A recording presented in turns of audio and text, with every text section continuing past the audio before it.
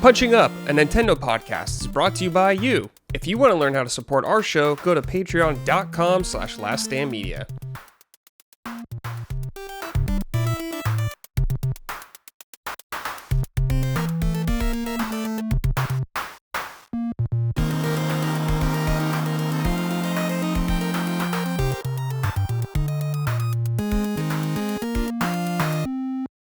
Hello everyone, welcome to episode 69. That's right, 69 of Punching Up, Last Stand Media's weekly Nintendo podcast. I am your host, Brad Ellison. Joining me, I have my two lovely co-hosts. This week, we're starting with Mr. Gene Park. Washington Post, Gene, how are you? I just saw you yesterday. Good, yeah. We just hung out in some sign. If you miss it, go check it out. It is where I basically have a 40-minute glaze session of Death Stranding 2. It has no spoilers. Don't listen to what the commenters say. No, yeah. I don't think it has no spoilers. I even talk less about what was shown in the trailers because I even think that the trailer showed too much. But yeah, reviews came out. Reviews were fantastic. That's pretty much what I expected. I was like, this game is going to be universally loved. Like this is like nothing. This is like way less divisive than Death Stranding 1 would be. I was like, this is Kojima back in his crowd pleasing bag, you know? Yeah, hell yeah. Even though he tried not to be. He tried not to be, yeah. He probably loves that GameSpot review that gave it a 7. He's like, oh, thank God. Oh my God, thank you. Also, Mrs. Micah Moriarty. Micah, hello. You cooking over there in the heat? Yes. You're not grilling. You're just baking because it's hot. Well, yeah, no, we are. It feels like you're roasting. It feels like my skin got a little crisp when I was out running errands before the show. But I was cooking this weekend because I got to give an update for the audience. All right. We had company this weekend. Perfect opportunity to run the smoker. So first I made some pulled beef on the first night we had our guest. And then the second night, I finally got to try that salt and pepper rib recipe. And it was dynamite. Colin, huge fan. So I highly recommend this. I altered it slightly from what I saw like online, which is I just did the salt, pepper, garlic, seasoning. I did put butter in the wrap. The guy I watched the video just wrapped with like a mist of water, but my baby back ribs weren't quite as well marbled as his, so I thought I could use a little more fat. So I added just a couple pats of butter, and they came out nice and juicy, nice and tender. Colin loved it. The second rack of ribs, I did like a honey chipotle rib, and so that was a little sweet. So I did a sweet and a salty, and great success. So I recommend if you're like a savory barbecue person, if you're sick of sweet barbecue, try this out. Okay, I love smoky barbecued stuff. Oh yeah. I used applewood for it. You get a little less smoke when you're going at such a high temp. I did these 300-degree 3-hour method, but you just got to keep up with it. I was just adding chunks of wood every 30 minutes, and you get an adequate amount of smoke. You get more smoky flavor if you start at a lower temp, but really, it's still smoky. It still came out really good in my opinion. But if you're tired of like the sweet, saucy barbecue all the time, this is a really nice change of pace. Okay, nice. Yeah, and East Coast is going through a heat wave right now, like we were saying. Yes. Everyone's dying over there. Meanwhile, I'm sitting in 74-degree weather. It's the one good thing we got going right here in California. So I'll take it for now because we're getting fucked over everywhere else. Oh my God. Gene and I were just comparing notes that like my weather app, it's currently 97 degrees and the feels like is 110. And of course, in my house, it's only 72. Thank God for AC. But we had to run several errands. I had to go to the post office. We had to go to Home Depot. And then I had to go to a second post office for something else. And just every time, like getting in and out of the car, it just hits you. And it's immediate. Like your skin immediately starts to feel like you're crisping up like a roast duck or something. So damn, it's brutal out there. I would almost say it's too hot to even go in the pool right now. Because you're just gonna be frying. Your face is gonna be frying if there's not some cloud cover. It's crazy. Yeah, it feels like 103 degrees here in DC, and I actually haven't been outside in the last 2 days because of the heat. Because I was like, you know what, I know how it feels like. Like I don't need to go test it. I'm good. Yeah. It was about 99 degrees when I was in Orlando for Super Nintendo World. Actually, wow, damn, yeah, and that was baking. My photographer thankfully brought sunscreen, suntan with him, so I was able to just lather myself up for a bit. That actually totally protected me. Like that totally worked. And I bought an umbrella there at Universal, and so I had a little parasol, for the sun. That's what parasol means, if you don't know. I did not actually know that. It makes sense. Yeah, soul is in it. I didn't think about that. And para for four. So it's. But yes, I use the parasol for the sun. Expect a lot less from me because, like, as a kid, I didn't know that pay less shoes was pay less because people back home said it so fast it sounded like payless. Payless? So it was always payless, right? And then I was literally like 18 years old and I looked at the sign. I was like, pay less. And I was like, holy fuck. Yeah, so don't expect me to pick up on parasol. Look, there was one time when I saw the word hatred and I was like, oh, hat red. Okay.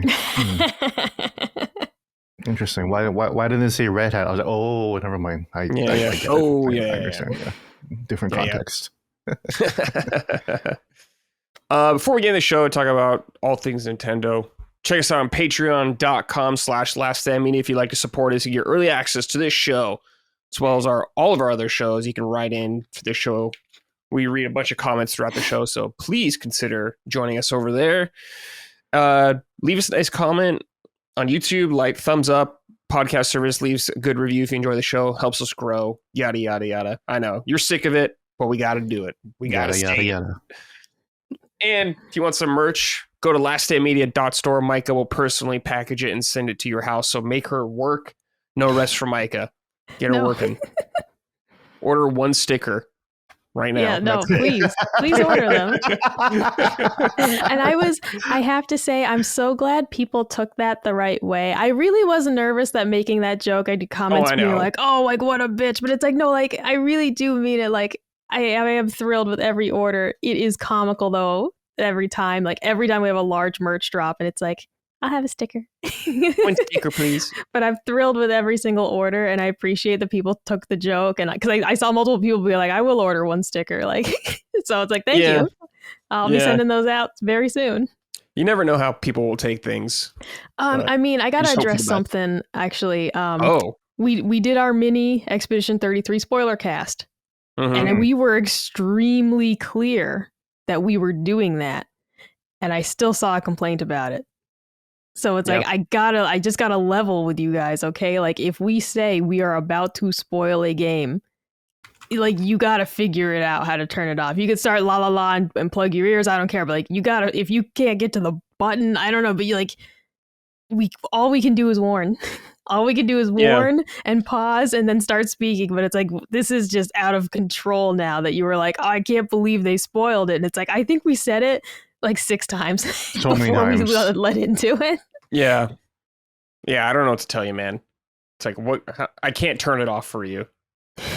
Just push pause. It reminds me of the Funhouse days when Xbox, like the Kinect, when they'd be like, Xbox turn off, they would just say it in the middle of their videos. And I had my Kinect plugged in and it would just shut it off while I was watching YouTube. I'd be like, God damn it. They would just pepper it in randomly. Like, he would just look right at the camera and just be like, Xbox turn off.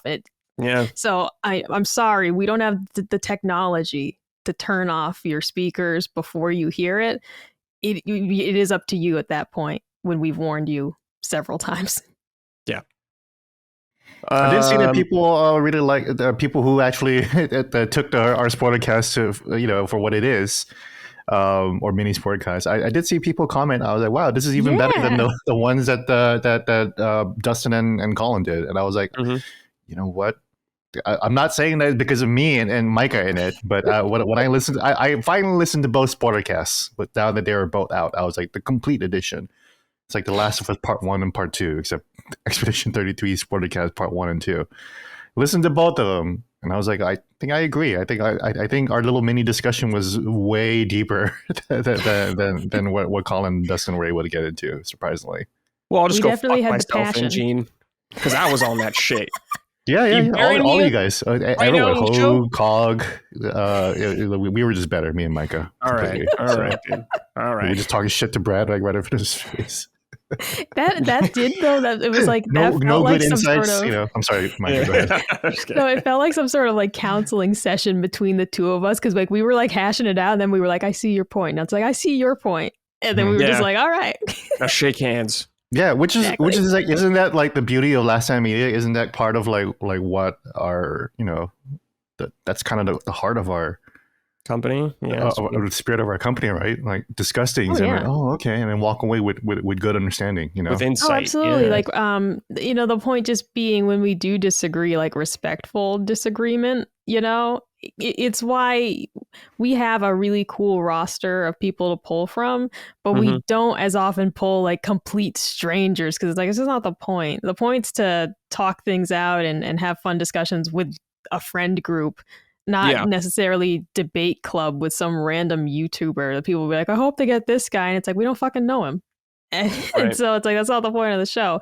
It is. It's like when we have a disagreement and everybody's chill about it. That's what's fun. Yeah, like a spoiler cast, I'd probably only really want someone on it if we absolutely already jived with them, or I knew we would, kind of thing. You don't want to like hold punches back or anything, I guess. No, and especially too, it just depends on the game. Expedition 33 clearly was divisive. If we were talking about something else, like our Kingdom Come Deliverance, spoiler cast, like we were all fucking hot on that game, right? So it's like nobody really had any like disagreements about it. We were all just so amped about it. You could have brought in a guest who was also amped. But Expedition 33, like people were like really torn on how to feel about that game. Yeah. I maybe wouldn't have been so comfortable to challenge those points if it wasn't Gene, who I know well. Right. Yeah. That it probably would have. I don't know. Yeah. I just feel like I can talk way more freely with Micah too. So it's like, maybe that's what contributed to the spirit of it. Whereas like, I don't know. I don't want to dunk on the other spoiler cast. I think they were fine. But I was just fucking with you. Yeah, I definitely think that I hear people saying that we were the best, and I think they really wanted like a philosophical debate over the ending, right? And that's what I was most interested in. I didn't want to hear about like what Brad or Maddie thought about the UI or whatever like that. Like that's not as interesting because we could have talked about that and we probably did talk about that throughout Sacred Symbols and Defining Duke, whatever. So also, when are we going to have a Sacred Symbols cross punching up? That's a good question. Right? The only thing is that Nintendo doesn't seem to interact with Sacred Symbol or like Sony too much that often. Other than beating them in console sales? I mean, yeah, but that's been going since last generation. But I don't know, like, what are we going to talk about? Like, maybe if they put more games on Switch 2 or something like that, or I don't know. Yeah, because what we got was that rhythm game, right? That Sony drumming game. I can't remember. It's got the cute little people, the cute little guys. The cute little people. Like Patapon? Yeah, right. That was a Sony game, right? Yeah. Am I wrong on that? Okay. No. Yeah. I was like, am I crazy? But that's like it. I think that's what we got. And I don't even know if any of us played it. I mean, we got like Freedom Wars. I mean, I'm sure there could be a conversation there because we could just talk about that in general. I'm not opposed to the idea Wars, at all. No, didn't want it. I'm just saying, Micah. I didn't like it, Bradley. I tried it on Vita and it was fine. I mean, we could talk about the nature of exclusives. Yeah, we could. Nintendo is the only company that's purely exclusive now. Yeah. Sony, both Sony and Microsoft are like, we gotta put our games on the Switch too, and Nintendo is like, we don't need to do anything. Why don't we just do a Giga one where we have all of us, like Dukes and Sacred Symbols, and we all just make fun of Xbox for dying or something like that? We just beat them up. We could do that. We could do that too. Everyone just gang up on Xbox, just beat their ass. Yeah. That's if you guys see the new RDC World sketch, the comedian YouTuber sketch, they had a sketch about how PlayStation and Xbox are hiring an assassin to kill Nintendo. And then PlayStation's really like, they sold 4 million copies in like 2 days. And Xbox is like, do you know how hard that is? Mm-hmm. I love that he was like, what's your slogan? Yeah, what's your slogan? Yeah.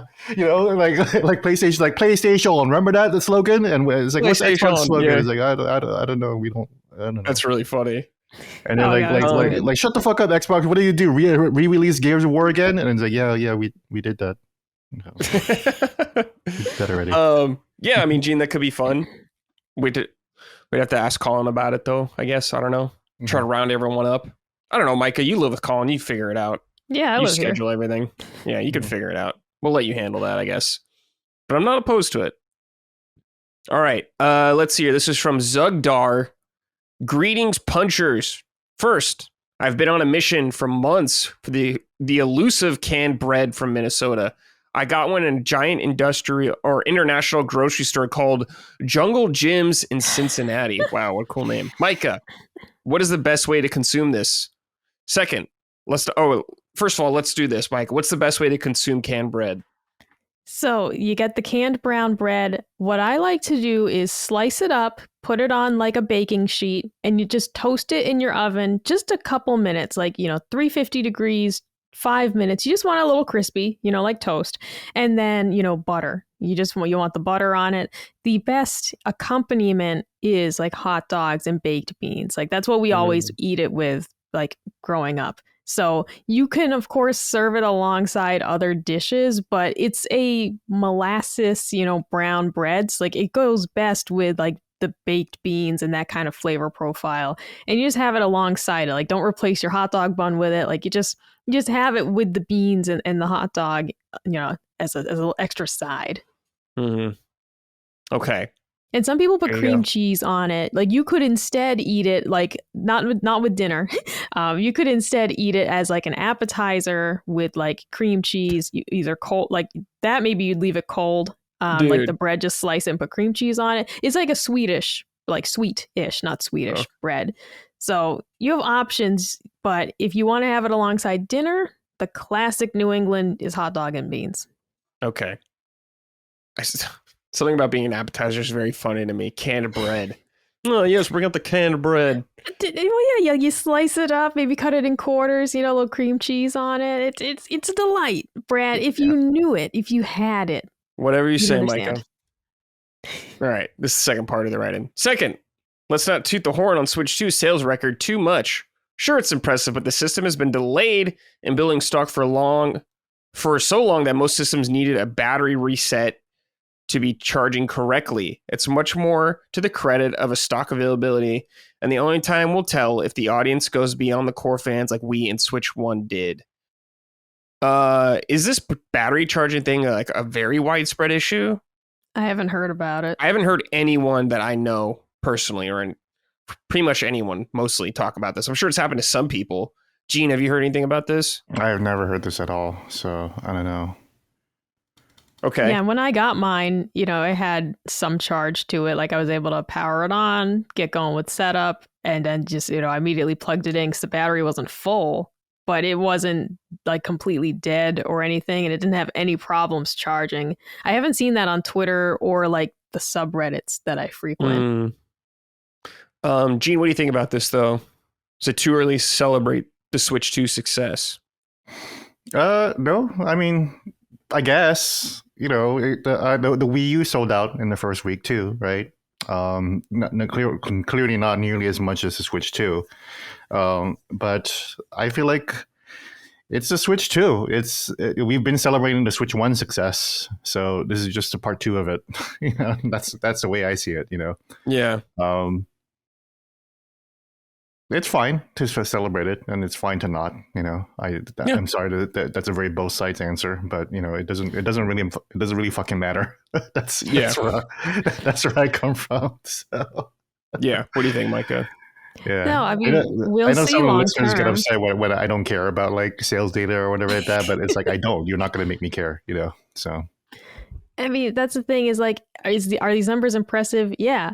Did they build up stock? Yeah. But everyone said, it's like all the naysayers saying, oh, it's not going to sell because it's too expensive. Mm-hmm. And now it's peddled to being like, oh, actually, they sold so well because they had so many. And it's like, yeah, but you said it was too expensive and they would just be sitting there. So, of course, we have to wait and see long term. Who knows? Maybe the sales numbers could fall off a cliff and somehow this ends up being, like the early numbers don't project how far it's actually going to go. Mm-hmm. But that's just a wait and see thing. My biggest takeaway here, though, is that as someone who wasn't super interested in Mario Kart, for example, like this thing still sold like hotcakes with that being the featured game. Right. So clearly there's a lot of interest, even from people like myself who weren't too keen on Mario Kart. It's like, look, man, it's still sold really well. So I don't know. I'm not like jumping for joy at the sales numbers, but I'm also not discounting them as, oh, it's some sort of fluke or it only happened because they had so many. You know, we just got to wait and see long term how it does measure up against Switch One overall. Yeah, I'd be more interested in seeing how Donkey Kong Bonanza sells, because it is not Mario Kart. It is a game that is exclusive to the Switch 2, right? And it's not a game. It's a game that has no precedent. You know, Mario Kart 8 is just fine for a lot of Mario Karters, right? Even though Mario Kart World sold a shit ton just recently too. But it's like, you know, there's clearly a lot of people out there who be like, I don't need to hop on the latest Mario Kart right away. You know, there's no story to be told in Mario Kart that you need to find out. It's not Mario Kart Part 2 or anything like that. Right. Whereas Donkey Kong Bonanza, it's I don't want to say niche. It's not one of the pillars of Nintendo. It's not Animal Crossing. It's not Mario. It's not Zelda. It's not Splatoon even. You know, so. That would be more interested to see what happens with Donkey Kong Bonanza now that it's going to be released into this fairly limited but excited pool of players. You know, what's the Donkey Kong penetration going to look like there? You know? No, absolutely. Because, Gene, this almost feels experimental in the way of like, if this does really well, can we expect a Donkey Kong resurgence? Can we expect Nintendo to highlight Donkey Kong more in the future, especially with like the Mario movies and everything? Like, is this Donkey Kong, like the year of Donkey Kong, like the year of Luigi? If this game sells really well and everyone loves it, can we expect a more focus on Donkey Kong the way we had Yoshi's Crafted World and Woolly World? Like maybe Donkey Kong gets a bit of a renaissance here with his style and everything too. Yeah, and Donkey Kong is the first character. You know, he is Adam of Nintendo. You know, so yeah, we'll I mean Jumpman, I suppose. Yeah. Well, Mike, we're in the Donkey Kong Renaissance, you know? He's got a amusement park or a land, Donkey Kong Land. That's true. He does have his own amusement park now. He does. That's, for me, that's but he hasn't very had a new niche, game for a like, while. You wouldn't catch me at an amusement park unless you kidnapped me, put a gun to my head, threatened me further. Like, well, even that, Micah, I'd be like, come on, man. Let's be honest, Micah. You're not going anywhere. You're definitely not. You are an anomaly. Yes. Let's be real here. You ain't going. You ain't going to have fun.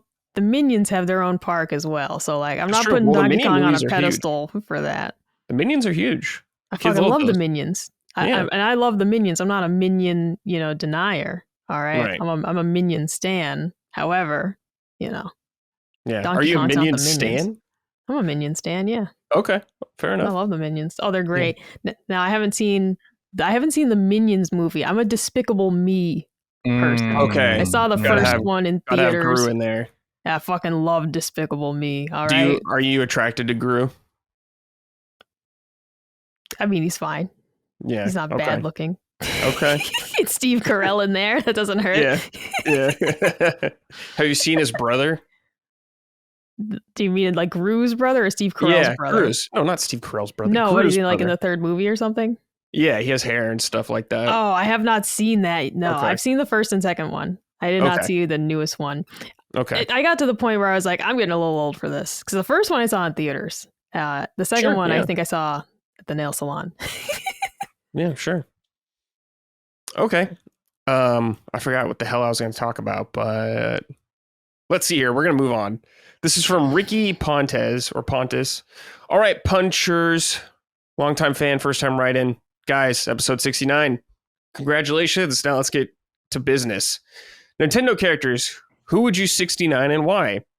Bonus question, since we all love Yakuza on this podcast. What Yakuza characters would you 69? Now I have a note from Dustin here. Here's Dustin's Nintendo characters. Zelda, Samus, Wii Fit Trainer. I like how Dustin had to just chime in. Like, we didn't ask for his opinion. You would just say, oh, I got this. Hey, man. He's the founder. He's got spirit in the show still. He's still committed in some way. He is Grandpa Gooner, you know. Yeah, that's right. We had at least 3 people ask us this in the write-ins. At least 3. Yeah, because I don't like everyone calls me the biggest gooner of LSM, which I'm not going to deny that, but like I'm not the one keeping anime girls in a fucking jar, you know. It's true. You do have Sonic characters behind you though, so that's a whole nother level. But that's just like like I don't goon over them. I just like Sonic. That's all, you know. Mm-hmm. Whatever you say, dude. All right, Micah, we got to answer it. Who's 69ing? All from right. Nintendo. Then we can do Yakuza characters. Yeah, because I'm trying to find, there's a specific Yakuza character, but I can't find what his name is. Yakuza 0, it's like the guy who is like in charge of keeping Majima, like, I don't know, contained. Oh. Yeah. We talk about the scene because someone like taps him on the shoulder and he's like, but like I can't, he's like that older guy, but I can't figure out what his name is. I'm trying to find it. Nintendo characters, I guess we got Wario. I guess Waluigi. Mm-hmm. I mean, after that, no Mario Brothers. It doesn't have to be 3 characters. It doesn't have to be 3. Just be 1. Yeah, Justin volunteered 3. He was just like, I got this. What am I saying? Ganon, Wind Waker, Ganon. Yeah, Ganon. Yeah, exactly. Yeah, what are you saying? Ganon, yeah, Wind Waker, Ganon. Yeah. Yeah. Right. Oh, yeah. Have you seen Tears of the Kingdom, Ganon? Because he's pretty hot there too. I've seen him. I've seen some. No, I've sent you pictures and you're like, yeah, that's that thirst trap Ganon from that trailer. Like, yeah, that's like a nice face, but like specifically, if we're talking about the bod, okay, Wind Waker Ganon. Sure. Wait, I mean, like he's like a little round. He's got we don't know what's going on under that robe. Not saying Wind Waker Ganon isn't better. I'm just saying Tears of the Kingdom Ganon could be number 2 after that. No, he's very. But they're all Ganon. You know, they're all Ganon. That's all the same dude. Wind Waker Ganon's got like a dad bod. I feel like a little bit. Totally. There's nothing wrong with that. I'm just saying. There's nothing wrong with that. Bradley. Yeah, a lot of ladies love that. Yeah. So there you go. Have you seen? Do you know what the Savannah Bananas like baseball team is? No. It's kind of like the Harlem Globetrotters of baseball, but the only reason I'm bringing this up is that they have the dad bod cheerleading squad. Really? And it's like That's this awesome. group, and they're amazing though. Like these dudes got moves, and like they're like all kind of like heavy set and like dad bods, and it's like, man, they're out there moving, working, and like they're impressive. Yeah. Yeah. So shout out to dad bods. I just looked. We this up. salute you. Shout out dad bods. Yeah. All right, Gene, you're up. It's easy. Princess Peach. Come on. Princess Peach. 1,000%. with those lips, you know? But is it just Princess Peach? Just Princess Peach. That's it. Okay. Yeah. Daisy, Rosalina, yeah, but only Rosalina because she has the same face model as Princess Peach. So. That's true. What about it's Pauline? essentially the same thing, just with nicer bangs. So yeah, it's Rosalina and Princess Peach, I guess. Okay. I mean, obviously Zelda and Samus are hotties, right? But yeah, if I were to only choose one and be loyal, it would be my very first crush, which is Princess Peach, 1,000%. All right. With Yakuza characters, that's an easy answer too. It's Sonhee, the Korean girl from Like a Dragon and Infinite Wealth as well. Party member in Infinite Wealth, but a lot of hot girls in Yakuza for sure. Yeah. Yakuza has a lot of pickings. Kaoru, you know. There's of course Saiko, you know, but that's Ichiban's girl. I feel bad about, you know, hooking up with her. You just got to pretend he's dead, you know. Sure. What's her name? Sonhee? I forgot how you say her name from like 7 and Infinite Wealth, the Korean girl. That's what I just said. Yeah, Sonhee. Oh yeah, she's great. I like her a lot too. I want her to be a main character in a Yakuza game. You know. Sure. She is tough. She is powerful. You know, she's cool. There's already 10,000 Yakuza games, so why not? Give her another. Yeah, I'd love a Yakuza game that's led by a woman. You know, not to be all woke or everything like that, but like. Yeah, as you said, there are 10,000 Yakuza games where I'm a man. I'm totally full in that regard. I totally got it. You know, I got to be Majima, I got to be Ichiban. You even get to be Shun. You get to be fucking Saejima. You get to be all kinds of dudes, and then you get to be Haruka for Yakuza 5 for like a little bit, and she has a stupid mini game. Oh yeah, the mini games. The dance gameplay, idle songs. Yeah. So it's like, dude, let me be a girl that kicks ass in the streets of Kamurocho. You know, I would love that. You know, if you got to do it Assassin's Creed style and have a guy and a girl, totally, I don't care. You know, that's okay. Sure. Yeah, I don't care. Yeah. Micah, how about Dante-san, the detective? Mm. Do you remember him? He's got Renoir type vibes, I think, for you. Yeah. Yeah. I know who you're talking about. See, Yakuza games. I mean, Majima number one. Sure. Okay, Of course, best character yes. in the whole game. However, What about Kiryu? we're talking villains. Okay, Awano, who looks like Jerry the King Lawler. So that works. And then of course Kuze, best villain, like absolute like best villain in the game, Yakuza 0. My favorite. He's so cool. He's the motorcycle fight. Yeah. Oh my god.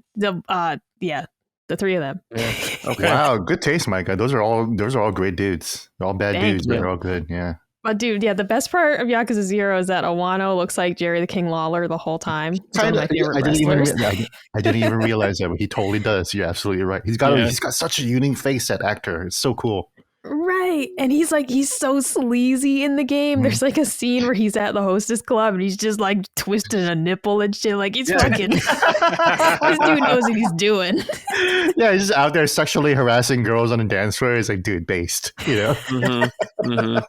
And then Kuze, you got the motorcycle fight in the tunnel. It's like, bro, like that guy rules. So yeah, you're making me want to play Yakuza 0 again, because I had the game and I was like, I'm not gonna fucking play this game again, man. God damn it, no, right? But then you're reminding me, like, man, the villains in the game were so good, and I think that's a huge reason why the game was so beloved, because it's like you really want to punch these motherfuckers in the face, you know? Absolutely. And then I just, like I said, I'm looking at the character list. I can't find the guy who I'm thinking of, who's the guy who's kind of like in charge of Majima, like won't let him leave the city. I just can't find him though. I don't remember what his name is. Yeah, he's just an adorable older man, but I can't find him. So there's too many characters. Like the list I'm looking at here is fucking huge, and I'm like, I'm clicking Kiryu, on all of them. You didn't bring up Kiryu at all. No, he's fine. He's like a fake guy. He's like too good. He's like if I had to choose, okay, like if I had 5, he'd be in the top 5. Okay. But if you give me 3, you know. You picked the Jerry the King Lawler guy over. Hell yeah. Kiryu. I mean, is there not a trend here, Brad? That's like that they gotta be kind of old and like old, ragged, like old bloated dudes. Yeah. Majima with one eye. Like, I mean, is there not a trend here? Yeah. I totally forgot. Yeah. I totally forgot too, Brad. Chitose from Infinite Wealth too. Oh yeah. My goodness. Yeah. She with that midriff, man. Yeah. For Nintendo characters. I found the guy. I found him. It's Sagawa. Oh yeah. He's the mean guy. Sagawa. Yeah. Exactly. Yeah, he's the guy who's like in charge of keeping Majima from leaving the city, and like he's just always got him like on his tail, basically. Okay. And that guy's great. That guy's excellent as well. That's more just because he's so like ruthless and cold. But that's a whole other thing. That's something to get into in therapy, not on the show. Yeah. Nintendo character for me, True Form Minda, number 1. That's who I'm going with. Which one's the True Form? The True Form at the end of the game. Yeah, no. Micah, you know this. You watched the Game Grumps. Did you watch the Game Grumps Twilight Princess run? No, I did. Bradley. She's deprived of oxygen. Her coloring's all wrong. What the hell's that? She's from the Twilight realm, Micah. Yeah. I don't want to hear about your fucking coke bloated dudes, all right? You're judging me about Minda. No, remember, don't fucking judge me. Like, remember when Danny saw True Form Minda? He was like losing it. Actually, he was like, "What?" Yeah. No, it is. It's like a huge surprise. You're like, "Wait a minute! You're telling me this like chibi little gremlin turns into that?" Oh yeah. That's right, dude. Whew. But does the carpet match the drapes, as they say? Yes. I'll just say. Yeah, it's your canon. Head canon is that it does. Sure. Why wouldn't it? I don't know. Maybe her hair color's fake. I don't know. All right. Let's get to some actual news. We got some leaked Sega sales. These came out by mistake. Sega did not mean to put these out, but we got them. I'm going to read this from VGC right here. Sega has accidentally revealed the sales numbers of many of its recent major releases, including games like a Dragon, Sonic, and the Persona series. The sales numbers were included in the recent presentation document uploaded to Sega Sammy's investor relations website. A table of sales numbers were found to have been hidden on one of the slides of the presentation. The document has since been removed by Sega Sammy, but not before Reset Error archived the sales numbers in full. All right, here we go. Like a Dragon, Infinite Wealth, 1.66 million. Do you think that's a big number, Gene? When I saw that, I was like, yeah, I guess so. I always kind of felt like it would sell more just by how much people talk about those games, but at the same time. Yeah, I think the problem is that it's such a sequel to Like a Dragon, you know? Yeah. So it's like, that sold really well, but it was fairly limited. It's kind of a bummer because remember when they said, oh man, we sold 1 million in a week. And it was like, oh, hell yeah, dude. Mm-hmm. Sorry, my throat is kind of fucking up these days. But yeah, when they sold 1 million a week, we were all super happy about it. And then it's like, oh, they only sold 600,000 more. So yeah. Let's see here. Like a Dragon, The Man Who Erased His Name. 0.96 million, so 900,600. Pretty good for a weird standalone game that you have to be caught up on greatly to fully get invested in. Yeah, not bad. Yeah. No, not bad. Persona 3 Reload, 2.7 million. Pretty good. Like to see it. Sonic Superstars, 2.43 million. And Sonic Frontiers, 4.57 million. Wow, that's pretty good for Sonic, I feel like. I know you've played through that, Gene, as well. What do you think? Which one again? Sonic Frontiers. Oh yeah, Frontiers, 4.57 million. Yeah. That's fantastic, actually. Yeah. Yeah. And that's the one where Sega was like, "Oh, we finally did it. We finally cracked the code to selling Sonic. It's selling Sonic again. Make it good." And you know, the boys of Sacred Symbols need to stand down, man. Sonic games are good, you know. And Sonic Frontiers was really good. I wouldn't say it's excellent. There's some really, really stupid fucking puzzles that kind of block me from replaying it again. Some really bad bosses. Yeah. Really bad. No, I like the bosses, dude. The bosses were dope. The first boss sucks so much dick. It's crazy. Dude, I love him so much. What are you talking about, man? I'm talking about that they suck so much dick, man. It's Revengeance. It's Metal Gear Revengeance. But not good. It's so good. This is so... Sonic fans are like, oh, they put rock music in some weird camera angles. It's fucking great now. Yeah, hell yeah. That's exactly it. That's all we need. Sonic fans are easy to please, I know. I guess I'm a Sonic fan, but I thought that shit was based. So. I did think the second boss fight, the boss fights afterwards are much better. The first boss fight is pretty simple, but I still thought it was rad though. So I don't know. Total Warhammer 3, 2.34 million. Pretty good to see. RTS genre still going. Shin Megami Tensei 5, including Vengeance, 2.11 million. That's got to be like the highest selling SMT game, or like mainline SMT game that I could think of, probably. Yeah. Yakuza Like a Dragon, 2.86 million. Pretty good. Persona 5 Royal. This includes the remaster version. 7.25 million. That is a lot.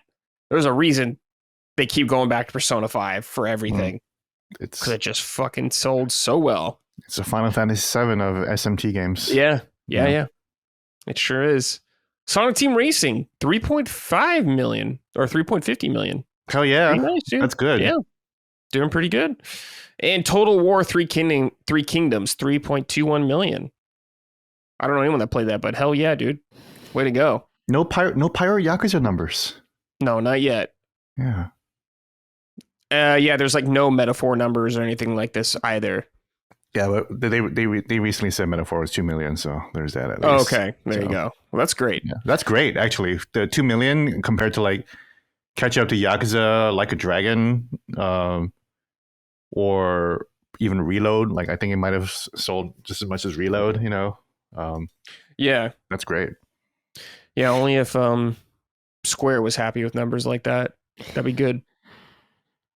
Maiko, any thoughts on any of these sales? I don't know if you've I know you've played Yakuza, obviously, but anything else? Yeah, I mean, I am the example of the person. It's like I've purchased a couple of these and just haven't gotten to them yet. So I'm glad to have contributed to their numbers, because I do try to, if I know for sure I'm gonna play something, I try to buy it at launch, because it's like, no, I'm gonna get to it, but I don't want to wait. I want to show them that, like, yeah, people want this. People want these. All right. Mm-hmm. But it is surprising, not surprising because we know how popular it is, but just the jump up with Persona 5 like Royal is like, wow. Just by comparison, and seeing all the spin-offs too, like we know about like Strikers and Tactica, like, and those do well too. So Persona 5 is just seemingly an endless well for them to keep going back to. I don't know what it is specifically about that cast of characters, the style, the music, but that one really struck gold for them. Mm-hmm. I don't know if Tactica sold very well, unfortunately. Cool game. I played through and I really liked it. Yeah, I bought it. I haven't played it yet. I played Strikers and I have not gotten to Tactica yet. It's one of those things that I'll be like, okay, yeah, maybe I'll play that next, and then something else will come out. I'll be like, all right, well, I'll get to it later. But I haven't been in the mood to play it yet. But I got to get around to it. Yeah, for sure. All right. Next thing we got up on here is Final Fantasy XVI may be coming to Switch too. During a Final Fantasy XIV live stream on Friday, Naoki Yoshida stated, referring to Final Fantasy XVI, "Just Nintendo left." And the creative director, Kazutoyo Masahiro, said he will do his best. So, Final Fantasy 16 recently came to Xbox. We could easily see it coming to Switch too. Just got to get to work on there. They got 7 Remake to work on there. Good news, Gene. Does this do anything for you? Yes. Any Final Fantasy making it onto a Nintendo console warms my elder millennial heart.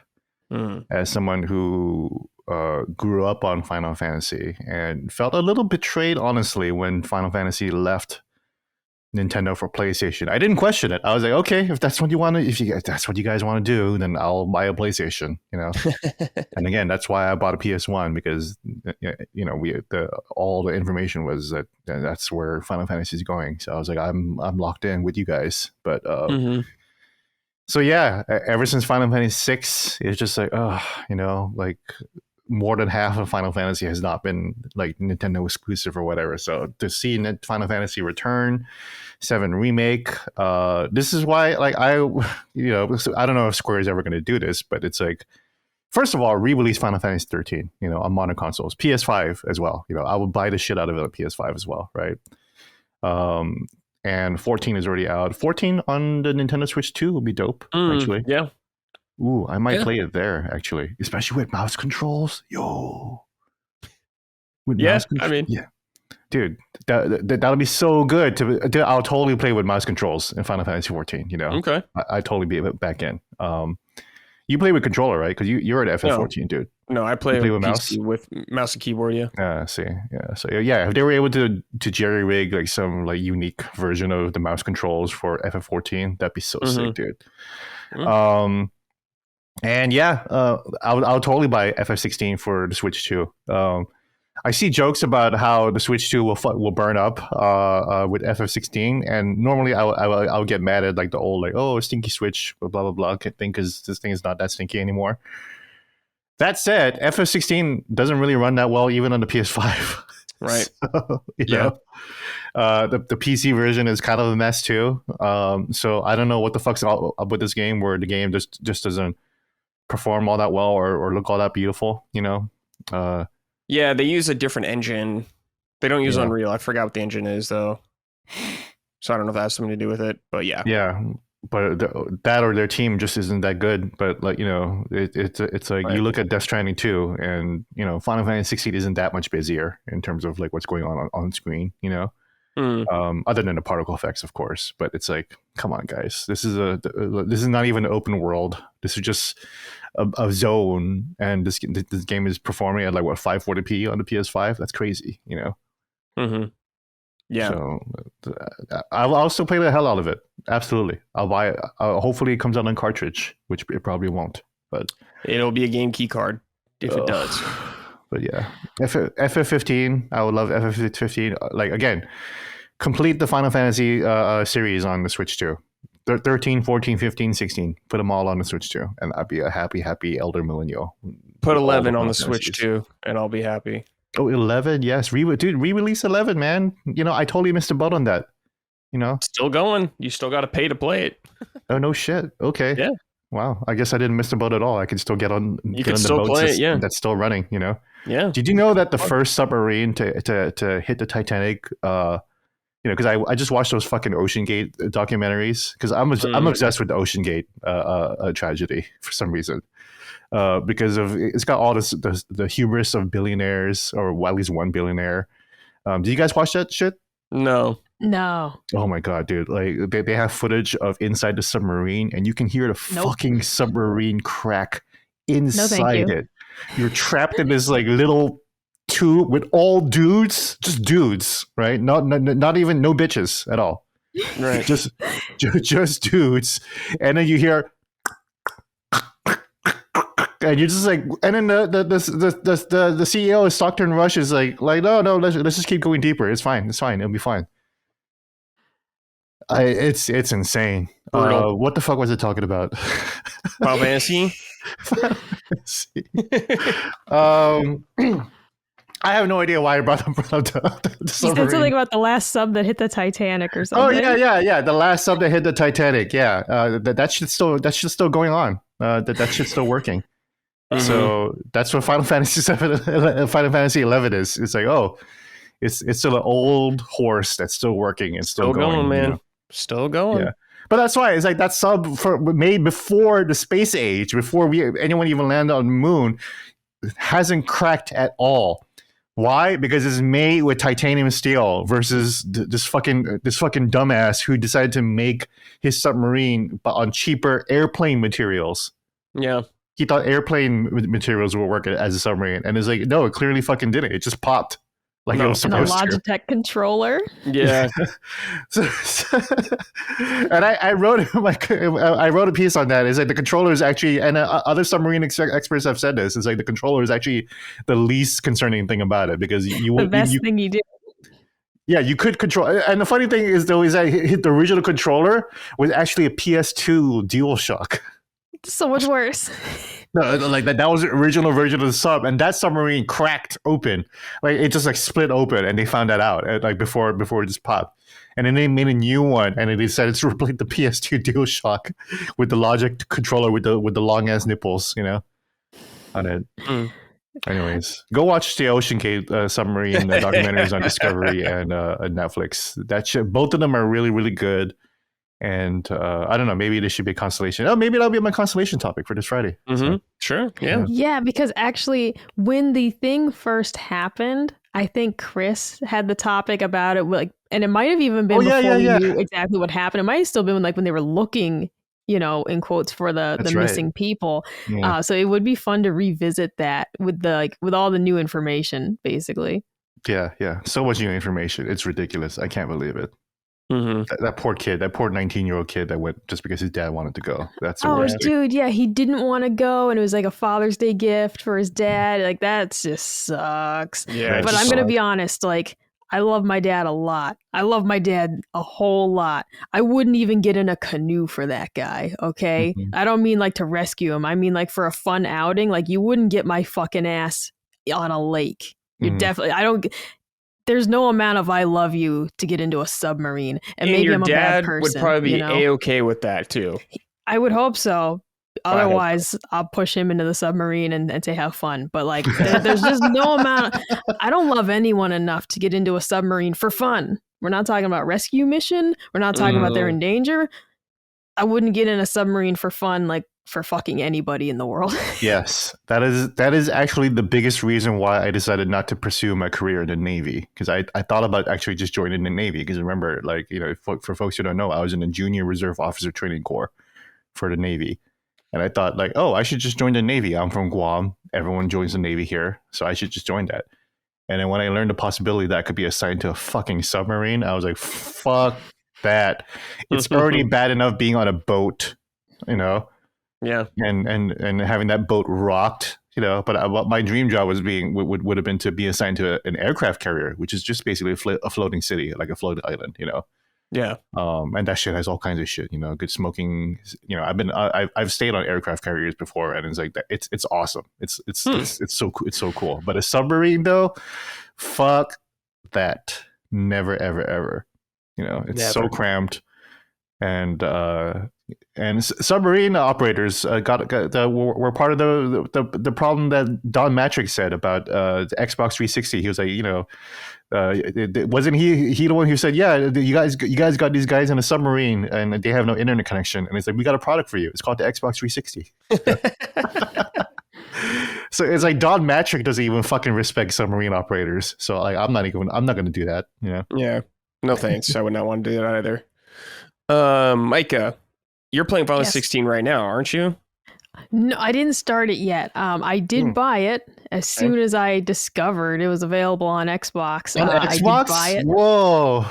Yeah. Because I can play it on my handheld. So that's what I've been waiting. It's what I've been waiting for this whole time. I've been waiting for it to come to Xbox, and it finally has. So I did buy it. I'll get to it maybe next. I want to start Ride Out immediately. That's according to How Long to Beat, that's like around a 30-hour game, which pleasantly surprised me because I was like, Atlas title, I'll probably be sinking a lot of time into this. So I'm not disappointed at that. So I'll probably play that, and then maybe Final Fantasy 16, and then because Donkey Kong Bonanza, like that's not gonna be like wicked story heavy or anything. I can play 2 games, sure, alongside each other for that. So, but no, I have not started it yet. I'm very excited. Okay. This I just kind of thought was interesting. The Switch 2 Zeldas, I should say, Tears of the Kingdom and Breath of the Wild are some of the highest rated games of the year already. Breath of the Wild is currently sitting at a 94, and Tears of the Kingdom is sitting at a 96 on Metacritic. So those re-releases just doing work again, I guess, for a critical standpoint. Gene, how do you feel about those scores now that a lot of time has passed? I mean, people were making fun of like, oh, Gene's just discounting user scores, and it's like, you guys sound like a bunch of Yelp elites. Do you guys remember Yelp elites? You guys remember those people? No, I remember people on Yelp though, I guess. I mean, I never hung out on Yelp. I remember Yelp just being horrible, like people who wanted to be food critics. And they're like going to their local pizza joint acting like they're Gordon fucking Ramsay. That's exactly it. That's what we call Yelp elites, where they walk around and they're like, I'm a Yelp elite and the service here is terrible. I'm going to give you guys a 1-star review, So those are the people that are making user scores, So if you want to trust that, go for it, Now Steam user reviews are different because at least Steam user reviews, you have to actually buy the game, Right. And that's why Steam is actually that's why Steam is such a platform that just runs rings around Xbox or even PlayStation or even Nintendo. Right. It's just a fully formed social media platform. It's got communities on it. You can even do a whole list about woke games or whatever, and just build a whole community around that. It's amazing. So Steam user scores are different. Metacritic scores I don't care about because it's not moderated. It's barely touched. So, obviously, this goes to show how objective I am. Like I love Tears of the Kingdom and Breath of the Wild. They are my third best favorite game of all time. After Dark Souls and Resident Evil. But I don't give a shit if users think that it's the best game ever. Fuck them. Listen to this user review for Tears of the Kingdom. Bought it. Played 2 hours and gave up. Not for me. Crafting was painfully immersion breaking. 6 out of 10. Oh my God. You played 2 hours? No, because I am the guy who's like, it's just not for me. It's not bad. Sure. It's just not for me, Like I'm not gonna say Breath of the Wild's a 6 out of 10, bro. It's I'm just gonna say it's not a Micah out of 10 when you play it for 2 hours. That's exactly it, man. Yeah. But these user score defenders are like, no, but user scores are where the real people are. It's a vox populi, man. A fucking phrase that I learned by playing BioShock Infinite. It's a vox populi, 0 out of 10. It's nothing special. Graphic is old, and you have huge empty world.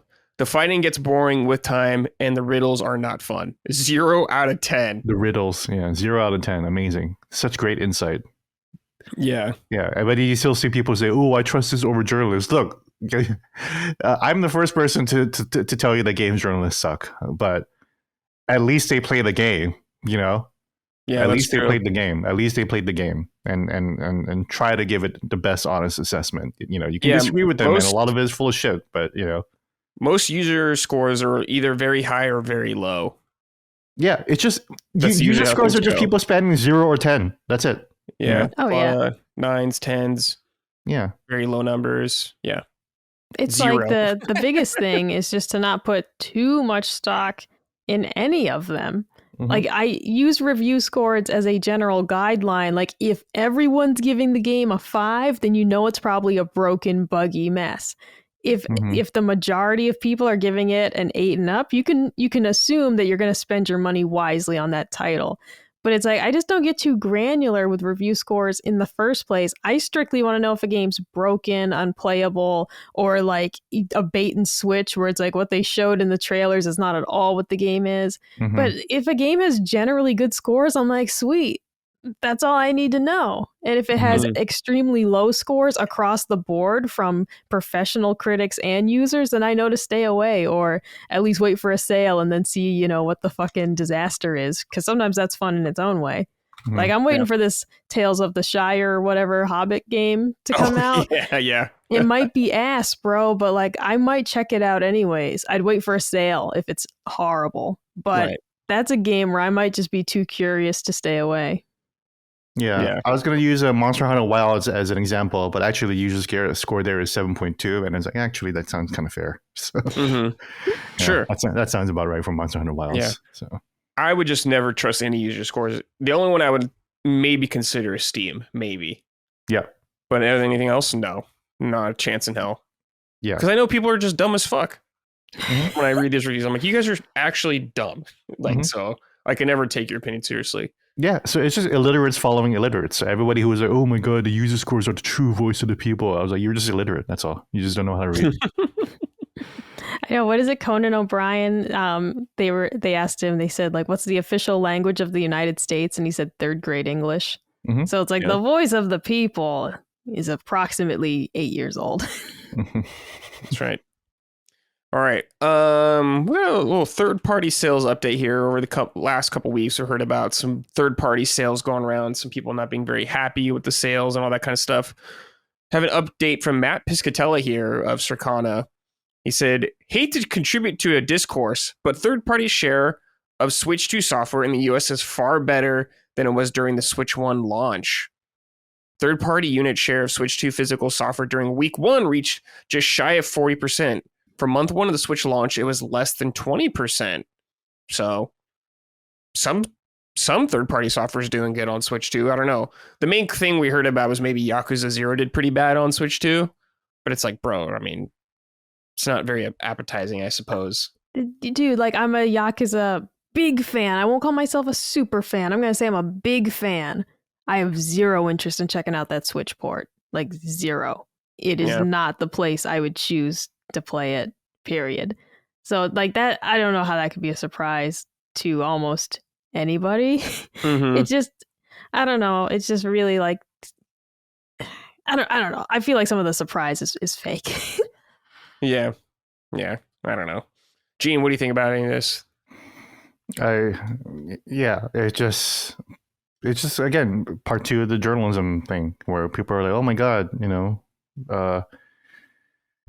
the game business, you know, co-founded by Jeff Keighley and written by Chris Dring, you know, talked to like 2 guys and they're like, oh my God, you know, it's so low. And then he wrote a whole story about that, you know. Yeah. And then that started the whole discourse. And Matt Piscatella was like, no, dude, that's not accurate. Yeah, you know, not the case. Yeah.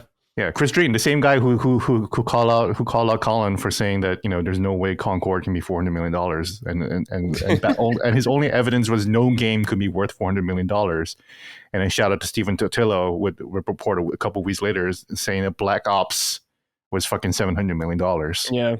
So it's like, what does he know about the quote unquote game business? I don't know. Nothing. Yeah.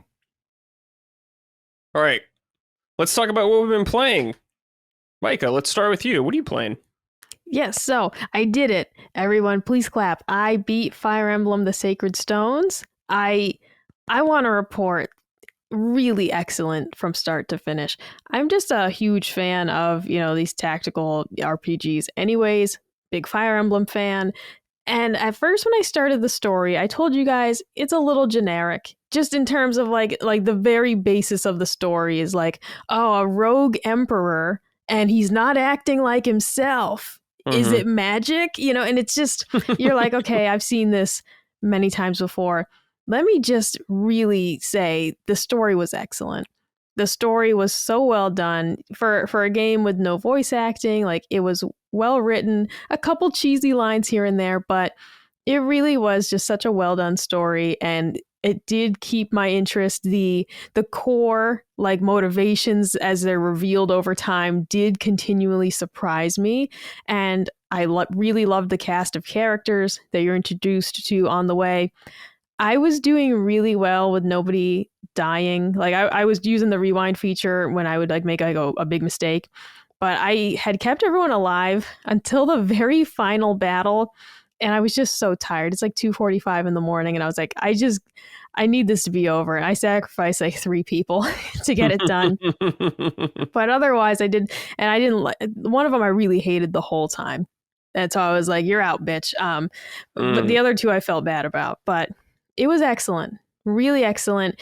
If you're a fan of Fire Emblem, whether you've only played the modern games or you like the older ones too, really great to play on Nintendo Switch Online. Both of these. I hope they keep adding these because there's another Game Boy Advance one that they could add. So I'll be hoping that they do. But it was excellent, and I highly recommend it for any tactical RPG fans. This is a game where you unlock a surprising amount of like spells and different weapons for your team to use along the way. In not in an annoying way. It's not like, oh, the final battle, you finally get some cool stuff. It's like, you get stuff, in the beginning, and then let's say like a quarter of the way, halfway, 3/4.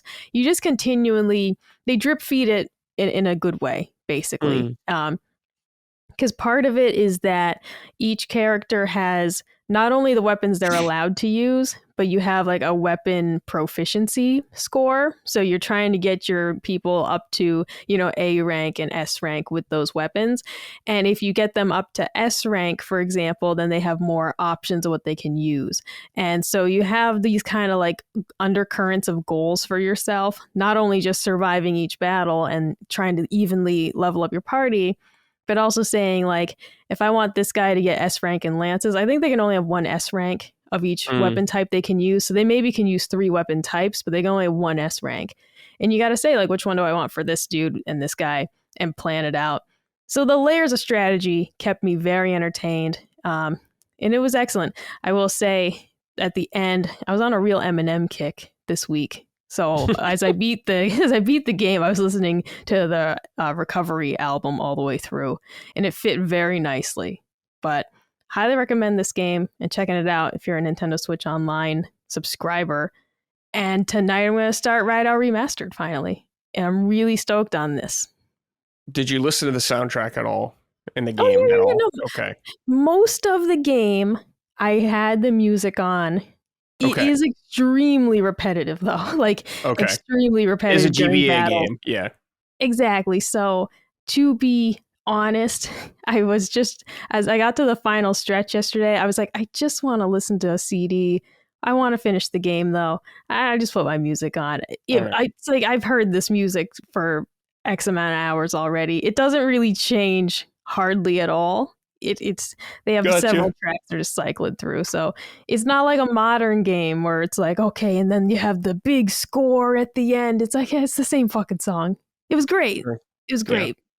But this is a perfect podcast game, in my opinion. Sure. You can get a flavor for the music and the soundtrack, but it's a tactical game, and especially if you're re-rolling things kind of like I do, and you're kind of replaying turns to get a better outcome, that repetitiveness really starts to grate on you after a while. So great for podcast or catching up on the latest hits. And by the latest hits, I mean a CD from 2010.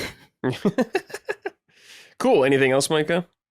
No, I'm gonna start right out tonight. Cool. Yeah, let me know how that is. I'm curious about it too. Yeah, like I said, I was really stoked to find out it's a shorter game. Just pretty much like every Atlas game I've played has been like a mega in-depth, like super long experience. So this was a happy surprise to find out, oh, it's around 30-ish hours. Okay. Cool. All right. So yeah, I'm quite stoked and we're going to dive into that tonight. Excellent. Okay, Gene, you and me talked about Death Stranding 2, which you played a lot on Summon Science. So if you want to get in-depth thoughts with no spoilers, you can listen to that on Summon Science. But Gene, anything else you want to talk about? Have you played a little bit of it? No, I'm going to actually start after we record this. Gotcha. All I'll say is, the online servers went back up yesterday, which is nice. I was able to get another 20,000 likes from the absence because the servers were down for the last week or so. Which was annoying because I had to be like, I have to build all these roads and monorails by myself. And it's like thousands and thousands of materials. And it was just taking forever. So I actually just kind of gave up and I was like, I'm just not going to do that. I am trying to finish the game completely. I have only one area left that I have not connected to the Cairo network yet. Cool. And some of these last preppers are really, really hard to find and they are very, very stingy with the likes because you need the likes to upgrade the preppers, and the preppers will give you more stuff afterwards. So I'm trying to unlock every piece of gear at least, which I think is at least for me the end game. I didn't even do all 5 stars for Death Stranding 1. I got most 5 stars, but I just made sure I unlocked every piece of gear at least.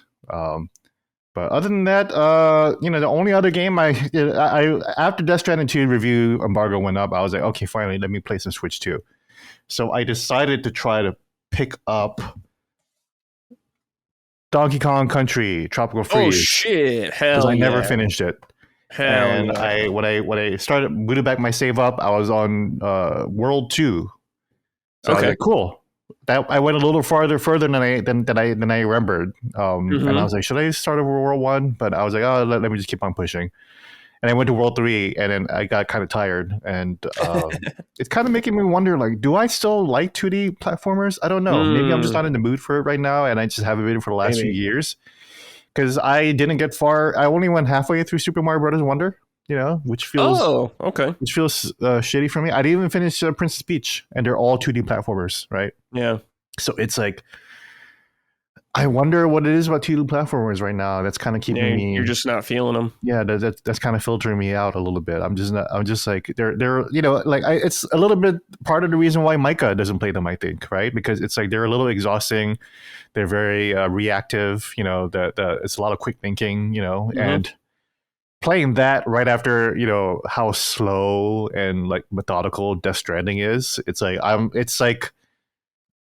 like trying to drive a rocket ship after driving a Subaru for the last 2 weeks or whatever. It's like I think I need to reacclimate myself. It's a complete pace change for sure. Yeah, it's a huge pace change, but like as I'm getting older, I'm starting to realize that I think I really do like the slower games, games that I can just kind of chill and vibe out in, like, for example, and like, that's why I mentioned, if I wasn't a games critic or if I wasn't working in this business or doing this podcast, I'd just be playing Yakuza, Hitman, and Death Stranding all day. That's it. Yeah. But do you like the 2D Sonic games still? Not so much either. Okay. Not so much either. I have not. Like the 3D. I finished Sonic Cross Shadow Generations, but that was mostly 3D. I never finished Sonic Generations, and that has a lot of 2D levels in it too. I did beat Sonic Mania, but that's like a long, long time ago, right? Yeah. And Sonic Mania was excellent. I really, really loved it. Sonic Mania was great. Yeah. Yeah. Excellent. I think for me, like, I really just want Mega Man, like I think Mega Man would kind of solve it for me. If there was a new Mega Man and it was just a side scroller platform, I was like, fucking sign me up immediately. Absolutely. So we need Mega Man to get you back in. Yeah. But I wonder if it's like 2D games though, because it's like Metroidvanias are 2Ds too. Remember? And I've been talking. Yeah, I was thinking of that as well. Yeah. Right. Yeah. I've been talking a little bit about how I'm a little tired of Metroidvanias too. And Metroidvanias are a fantastic genre. I love I hold them dear in my heart, but it's just like I just can't get into it. It might have started with Hollow Knight, honestly. When I played Hollow Knight, and I was like, this game is good. This game is really, really good. I totally get it. I don't like it. Yeah. I tried Blasphemous, and again, like I couldn't get into that either. And Blasphemous is a good game either too. Yeah. It's great. Yeah, both are great. Dead Cells I loved, but again, that's a long time ago. Like I think it's been like a good 6 years since I really really like enjoyed like a 2D game. I think so. Are you gonna give Shinobi a try? Oh, totally. Ninja Gaiden Revenge Bound too. So okay, those are more action focused. So maybe I think 2D action might be it, as opposed to like 2D exploration or 2D platforming. Mm-hmm. Like if there was a new Contra that came out in 2D, I sign up for that too immediately. So like Mega Man, Ninja Gaiden, Shinobi, Contra, Castlevania too. Probably. Like but something stage-based ones. Yeah, stage-based and something more action-based for sure. But cool. it's something interesting because I know Donkey Kong Country Tropical Freeze is like awesome. Like the levels are played are brilliant, right? They're brilliantly designed. They tell great stories. They're beautiful. It's just like it's kind of like the opposite of what Colin has a problem. The opposite of the problem Colin has with 3D games. Colin really loves 2D games, and it's like for him like 3D games are just a little too much, and then for me like I think like 2D games are maybe not enough. I don't know. No, Yeah, I hear you, Gene. Right? Because I go through phases with things. Like when you talk about like just kind of slowing down for a bit, playing Fire Emblem, and like you said, stage based. I don't have to go explore the world. I don't have to go find things. You select the stage, you play through it, and something about just really slowing down the gameplay like that, and not having a big world to explore. Because for me personally, I'm getting very burnt out on open world games. And of course, I still play them and I'll be like, yeah, that was really fun. But when I play something like that and I'm just really enjoying like stage by stage and just these contained areas and not having to go on some big exploration, it's part of what I liked about Expedition 33, because while being open world, it was pretty small areas, and you're kind of contained in these little sections, right? Yeah. And even then, though, I was kind of like, I'm kind of sick of looking around and looking for pictos and whatever. Like slowing it back down and going back to Fire Emblem, which like truly strategy RPGs are just some of my all-time favorite games. It's like this is like really like this is my favorite stuff, and I like the other stuff, but the phase right now, I was like, this is hitting so hard right now. Yeah, sometimes you gotta play what you can play. I can relate because I've been playing a lot of Elden Ring Night Rain still. Wow. And I just can't. I'm fucking addicted to it. I don't know why. You're liking it, huh? I think it's a little addictive. It's really fun for me. I mean, I think it needs a lot of work in some areas, but I just have a lot of fucking fun anytime I play it, and I just think about it a lot. Like I even started Death Stranding. I'm going to start Death Stranding right after we record this because I want to make sure I have a nice long gap to play it. But man, I'm fucking addicted, man. They have little updates coming out. They've added harder bosses, which I appreciate. That's all really good shit. Super fun. And I finished another game that I'm going to do my next YouTube video on, and it took me a while. So hopefully I'm writing it right now. So hopefully I'll get that out pretty soon. It's not Death Stranding 2 though. Not yet. But please be excited, as Square Enix would classically say. Please look forward to it. Yeah. Please. No, we're very excited. And then you have to tweet, this is Brad Ellis, instead of like, this is Miyamoto. Hello, this is Brad Ellis here. Yeah. The Zelda movie has been delayed. Okay. But yeah, also real quick though, I think Micah, you're kind of right about the exploration bit. Like for me, like I don't want to explore in 2D. It doesn't feel that exciting to me. Open world games are fine. I'm not super tired of them. I get tired when they're repetitive, like Assassin's Creed Shadows. Yeah. But I'm waiting for that game to be $20. Then I'll pick it up. Yeah, for sure. I think it's a good $20 game. I think it's just like I don't want to explore in a 2D game right now. I think it's fairly limited. Like if there's a new 2D Metroid game, I'll play that. But I think that's about it, though. Sure. No, I get it. We'll see. I'll keep chipping away there because for me, I feel bad that I haven't finished Emio, which I committed to last week. I've installed that on my Switch too, so I'm going to get to that someday. Emio, and I feel really bad about not finishing Super Mario Bros. Wonder because that's now the only Mario game I haven't finished, and that sucks. And then also Donkey Kong Country Tropical Freeze, which I realize is brilliant, and I just haven't touched it. So yeah, well, you can always go back whenever. Yeah, and Donkey Kong Country Returns too. I had that on cartridge too, and I'm considering just going to that first before continuing on Tropical Freeze. Yeah, going from Tropical Freeze to Returns is harder. Okay, it's worse. Okay, I'll go back to Returns then, because I never played Returns either. Okay, yeah. If you want to like get progress, yeah, I think Tropical Freeze is much better than Returns. Yeah, but I mean, it's still fun. You still have a good time. Okay, I mean, but yeah, everyone's got their own things they're into with games. It's funny because like exploration is like one of my favorite things in games. So when people are like, no, I don't kind of like that, I'm like, oh, I fucking love just wandering around finding shit like that. It can be. Sometimes I mean, it depends on the game. It just depends on me, truly. Like some days I'm really feeling like I'm going to go down every corridor and look for treasure chests, and I'm going to like go through every nook and cranny, and I don't care how many battles I get into. And on other days I'm just like, man, I just miss stage-based games and not having to, guide my own adventure, It just is, it's like some days I'm just not feeling it. And it can be an excellent game. It can be the best game ever, but I'm just not feeling it that day. It's why sometimes like a new release will come out and it's like, oh, I definitely want to play that, but not right now. And I'll kind of cycle back around to it when I'm feeling it. Yeah, you should play what you're feeling. Because I tried with like Lunar Remastered and I was super excited for that. And I just immediately, I was kind of like, I'm just not super in the mood for this right now with being so old school. And, it's like truly like, I got to use a guide if I get stumped because I've been walking around for 20 minutes. I can't find this fucking guy. And I just said, some days I'm really into that. And then this time I was not. So that's a game I'm going to go back to now that I know what I'm getting myself into. And when I say like, I'm in the mood for an old school game and let's go check that out again because it was very charming and cute. But at the time I was like, oh God, I'd rather play anything. I'd rather play the ukulele on a YouTube apology video than do this right now. Man, that was insane. All right. I got a little game for you guys. We're going to play something really quick here. This is real or fake Kong. I'm going to list out some Kongs, and you're going to tell me if they're a real Kong or a fake Kong, okay? Oh, no. Now, we have 10 here. Just for fun. Doesn't matter. Number 1, Muscle Kong. Real or fake, Micah? Fake. Okay, Gene? Fake. Correct. You got one. Okay. All right, here we go. Number 2, Wrinkly Kong. Fake. Okay. I'm gonna say fake.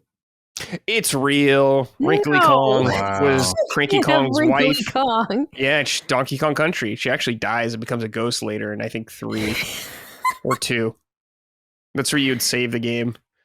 All right. Number 3, Karate Kong. Fake. I'm gonna go real. It's real. Oh my God, dude. Karate Kong. I think that's from like the Jungle Beat games. All right, here we go. Number 4, Swingy Kong. That's real. Swingy. Yeah. I'll keep saying fake. Okay. I'm gonna say real. Okay, it's fake. No, that sounds stupid enough to be plausible. Number 5, we got Sumo Kong. That's fake. Have I ever seen a large, rotund character model? I don't think so. I don't think I've seen one, but that doesn't mean it doesn't exist. Real. It's real. Sumo Kong is real. Wow. What the hell? Number 6, Pogo Kong. Oh, fake. They all sound fucking fake to me, man. Just the fuck.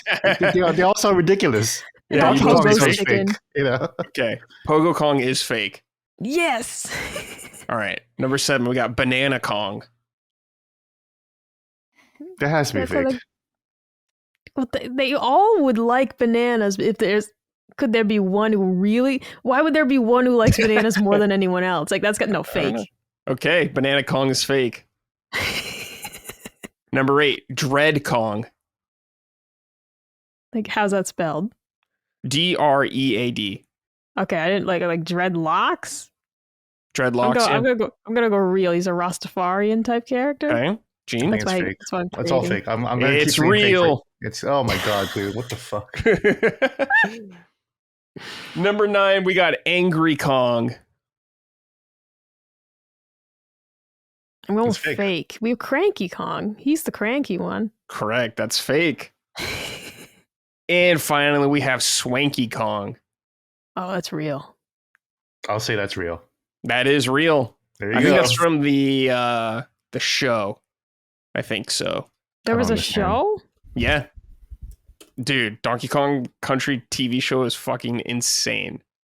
It is insane. Oh my God, this man looks crazy. Yeah, it's an insane TV show. I don't like this at all. Yeah, it's insane. All right, you guys did pretty good. All right. Now we got some news about the hit of the summer, Dragon Drive. We got the price and the date coming August 14th for $19.99. Mike, are you going to pony up $20 to play Dragon Drive? No, I gotta say first, by the way, I saw like a whole list of other Kongs, and like Fedora Kong also came up. Yeah, that seems fake as well. No. Now here's the thing: I'm not closed-minded. If you guys play it and you're like, "Oh my God, this is fucking amazing," I'll check it out. Like, and I don't mean you guys. I mean like the listeners. If my Discord crowd is like, no, dude, like, and don't lie to me. Don't fucking lie to me. But if people are genuinely like, no, I'm having a ton of fun with this, I'll check it out. But dude, I'm definitely not first in line for this game. But I'm open-minded. Don't bamboozle me.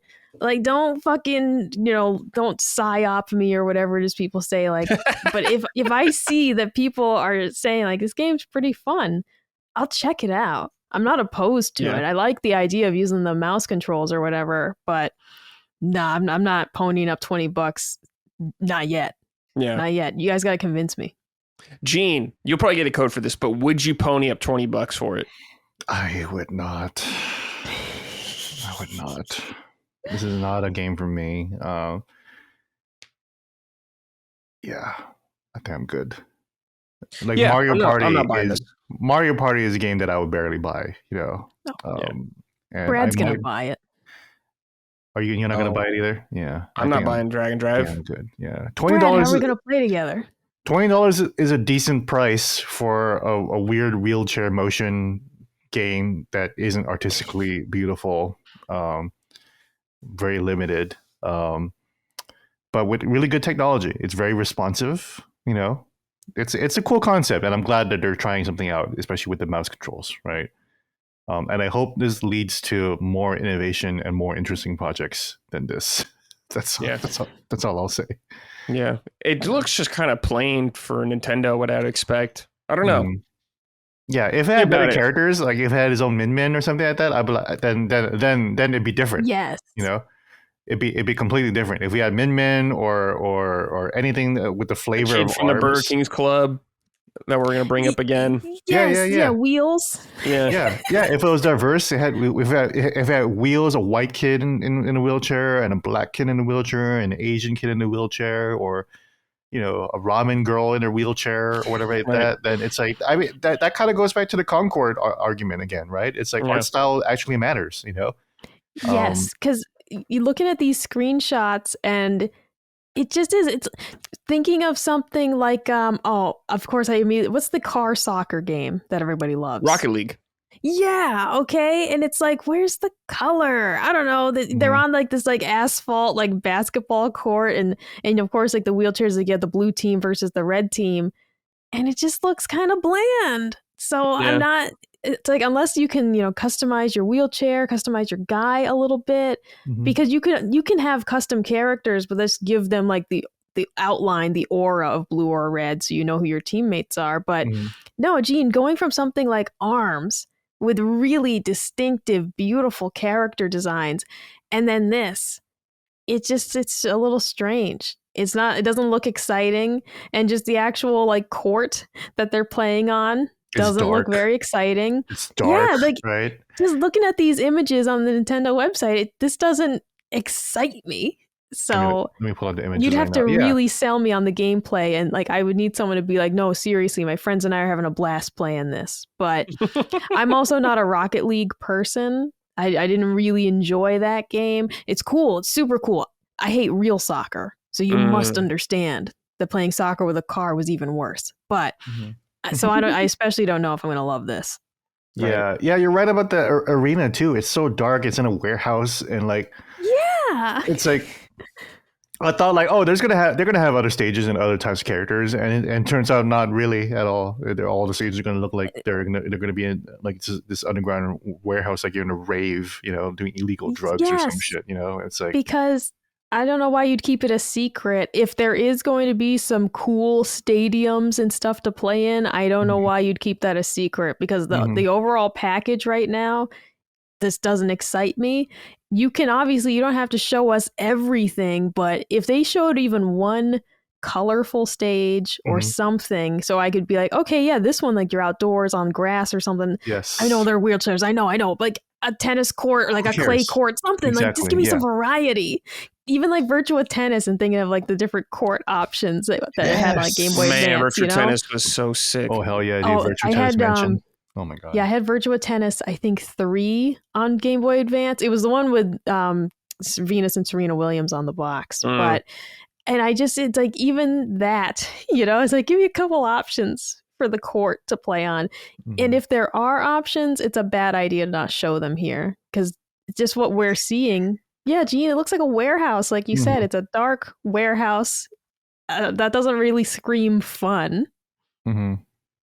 Well, this could be a first. We can ask the audience for impressions about the game, because I'm not playing it. And don't fucking lie to us. I will probably get a code for it.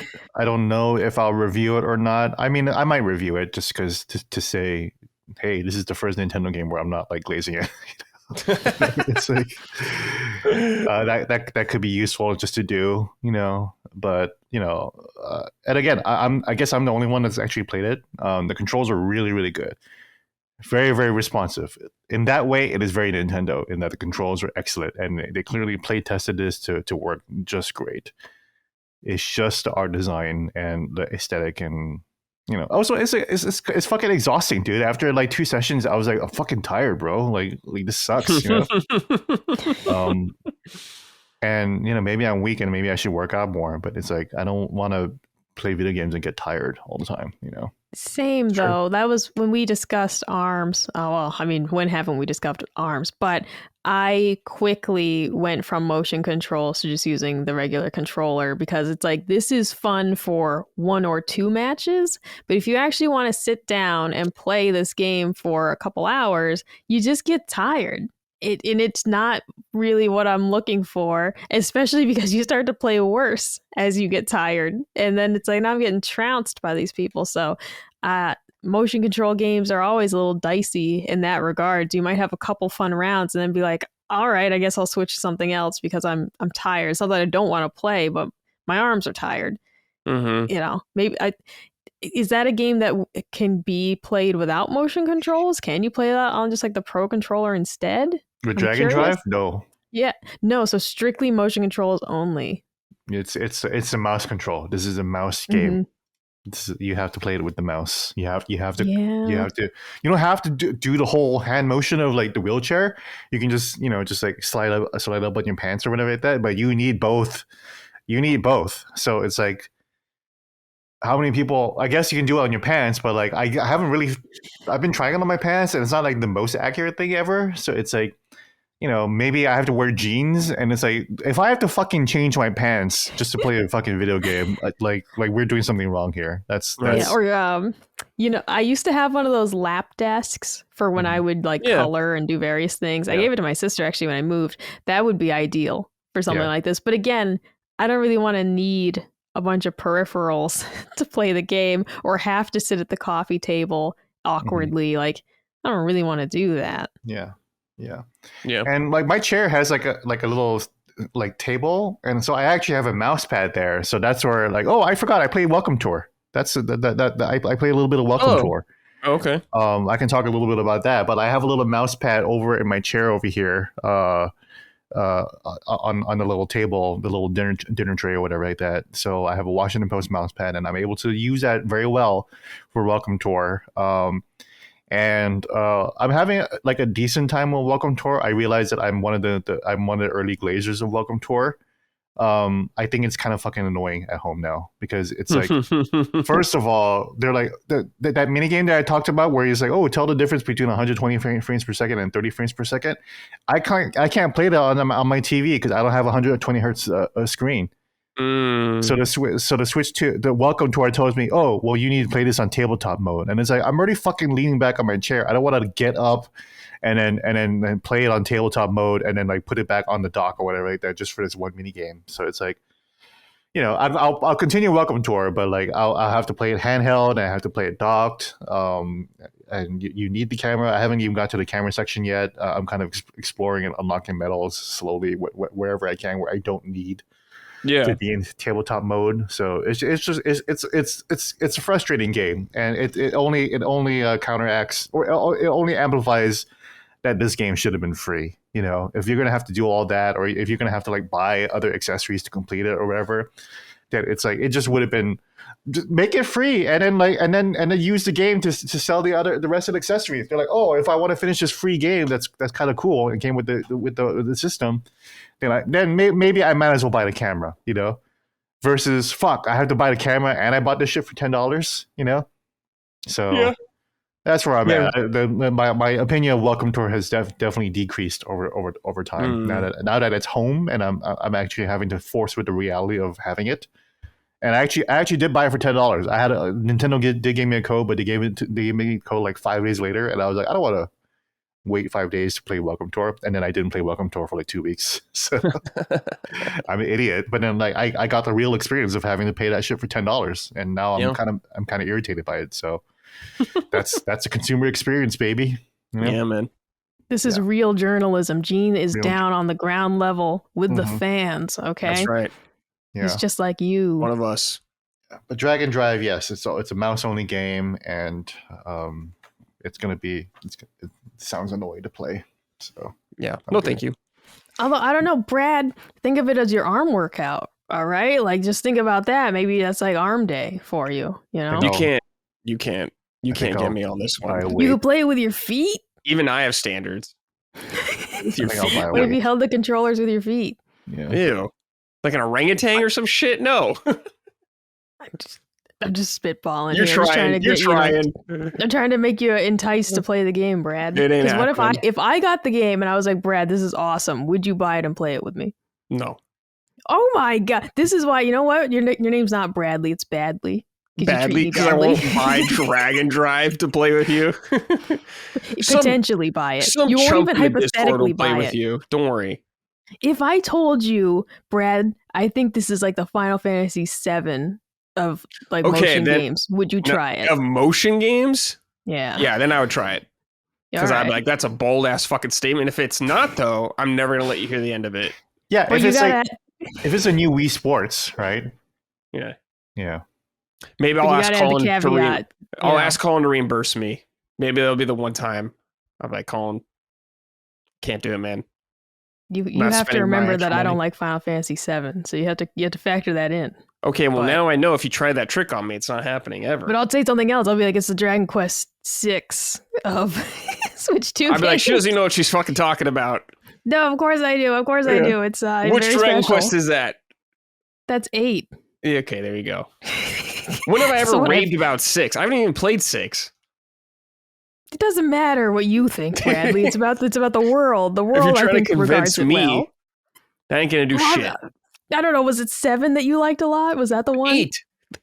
The one I have a fucking poster of behind me. Just having merchandise doesn't mean it's your favorite one, okay? Sometimes it's hard to get. I don't have any 7th Dragon 3 code VFD merch. I'm still their biggest fan, you're probably. A fake fan. They don't have anything, Bradley. You find me some 7th Dragon 3 merch. You find it. Redbubble. This is not official. They don't make official things like that. Now you wouldn't download a poster, Bradley. Now you're just fucking stealing. I did. What is that? Squidward photo? Is that the painting? Is that a real authentic? Yeah, Boulder Brash. Yeah, I bought that from Hot Topic. That's licensed. I bought that at Hot Topic. Yeah. Well, SpongeBob's a little bigger than Dragon Quest VIII, so. Yes, exactly. So I don't fault you for it, Bradley. However, I wouldn't have guessed it was your favorite one simply because of the posters. Well, Elden Ring, your favorite. I've said it numerous times also, so I can't remember everything about you, Brad. I remember the important stuff. You got a brother. He likes Magic the Gathering. You have legs. All these are true. Yeah. You like cranberries. Yeah, this is true as well. I know many things about Brad. Many things. Quiz me about Brad next time instead of Donkey Kong. Be like real or fake, and it'll be like, yes, dude. Someone write in a Brad quiz. No, exactly. Yeah, we'll see if it holds up or not. Brad's favorite body wash. I would guess Irish Spring, but I can't smell you from here to know that. I don't even know what it is either, so good luck. You don't have a favorite body wash? What the hell are you saying? I just try to switch around? Yeah.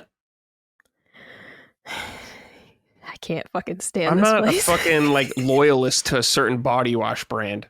I'm like, this smells good. I'll try it. Oh my I like to try new things. Just chaos. Yeah, chaos. That's chaotic. All right, let's move on. Gene's getting bored. Last story we got here is Little Nightmares 3 coming out October 10th on Switch and Switch 2. Also, Enhanced Edition of Little Nightmares is coming out October 10th as well. And if you pre-order Little Nightmares 3, you could play the enhanced version right now. I love Little Nightmares 1 and 2. This is not the same developer, though. So I am cautious of it. They're doing another game that looks very Little Nightmares-esque now. But I will keep an eye on this thing. I will definitely check this game out and see how it is. I'll report back. But Gene, 2D game. Well, 2D, 3D game. Have you played this? It's a horror game. Yeah, you want to talk about me being bored? I don't care about Little really? Nightmares 3. Well, first of all, you guys talked about all of that after Dragon Drive. That's crazy, But then again, I'm the one who just went on a submarine rant. Yeah.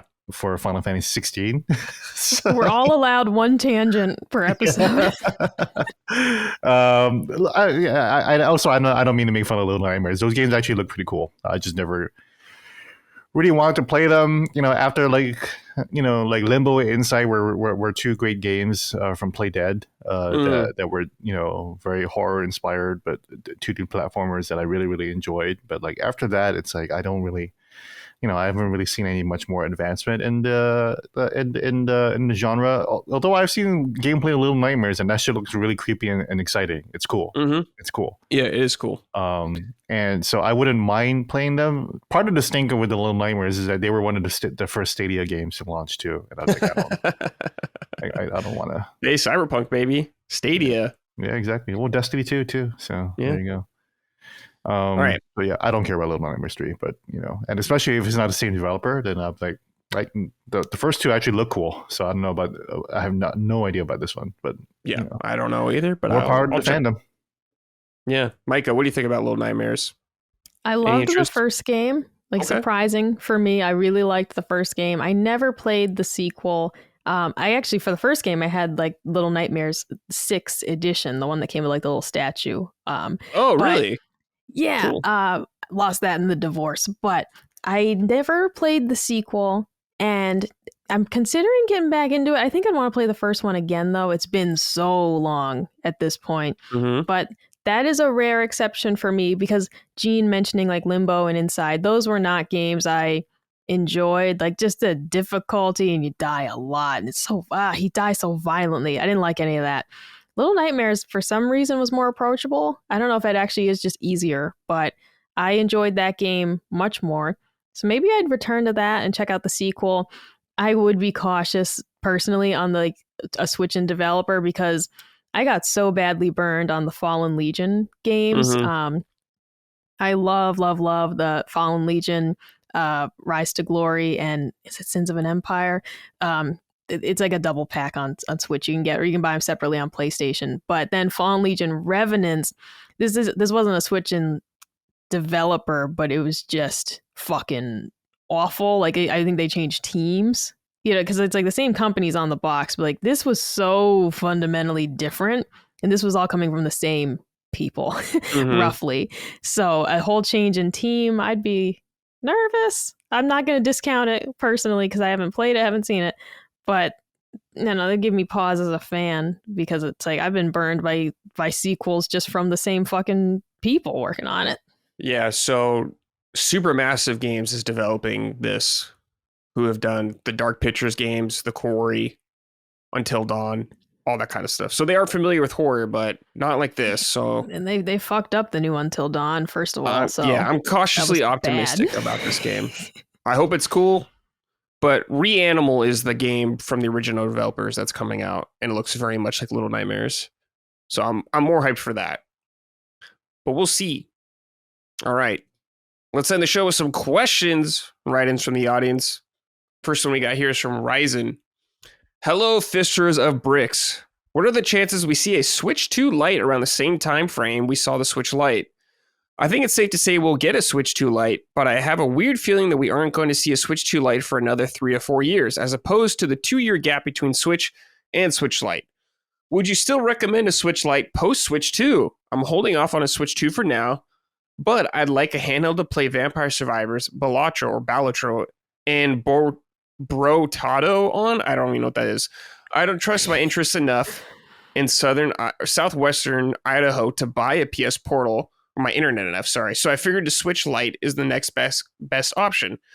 Any advice would be appreciated. Have a getting pegged, spit roasted, and 69 by Peach and Daisy kind of day. Wow. Micah, you recommend the Switch Lite because you still play on yours, right? Absolutely. I would still recommend it, especially for travel. It's definitely the thing that I'm bringing to the airport. Better battery life than Switch 2. It's just lighter, smaller, more compact.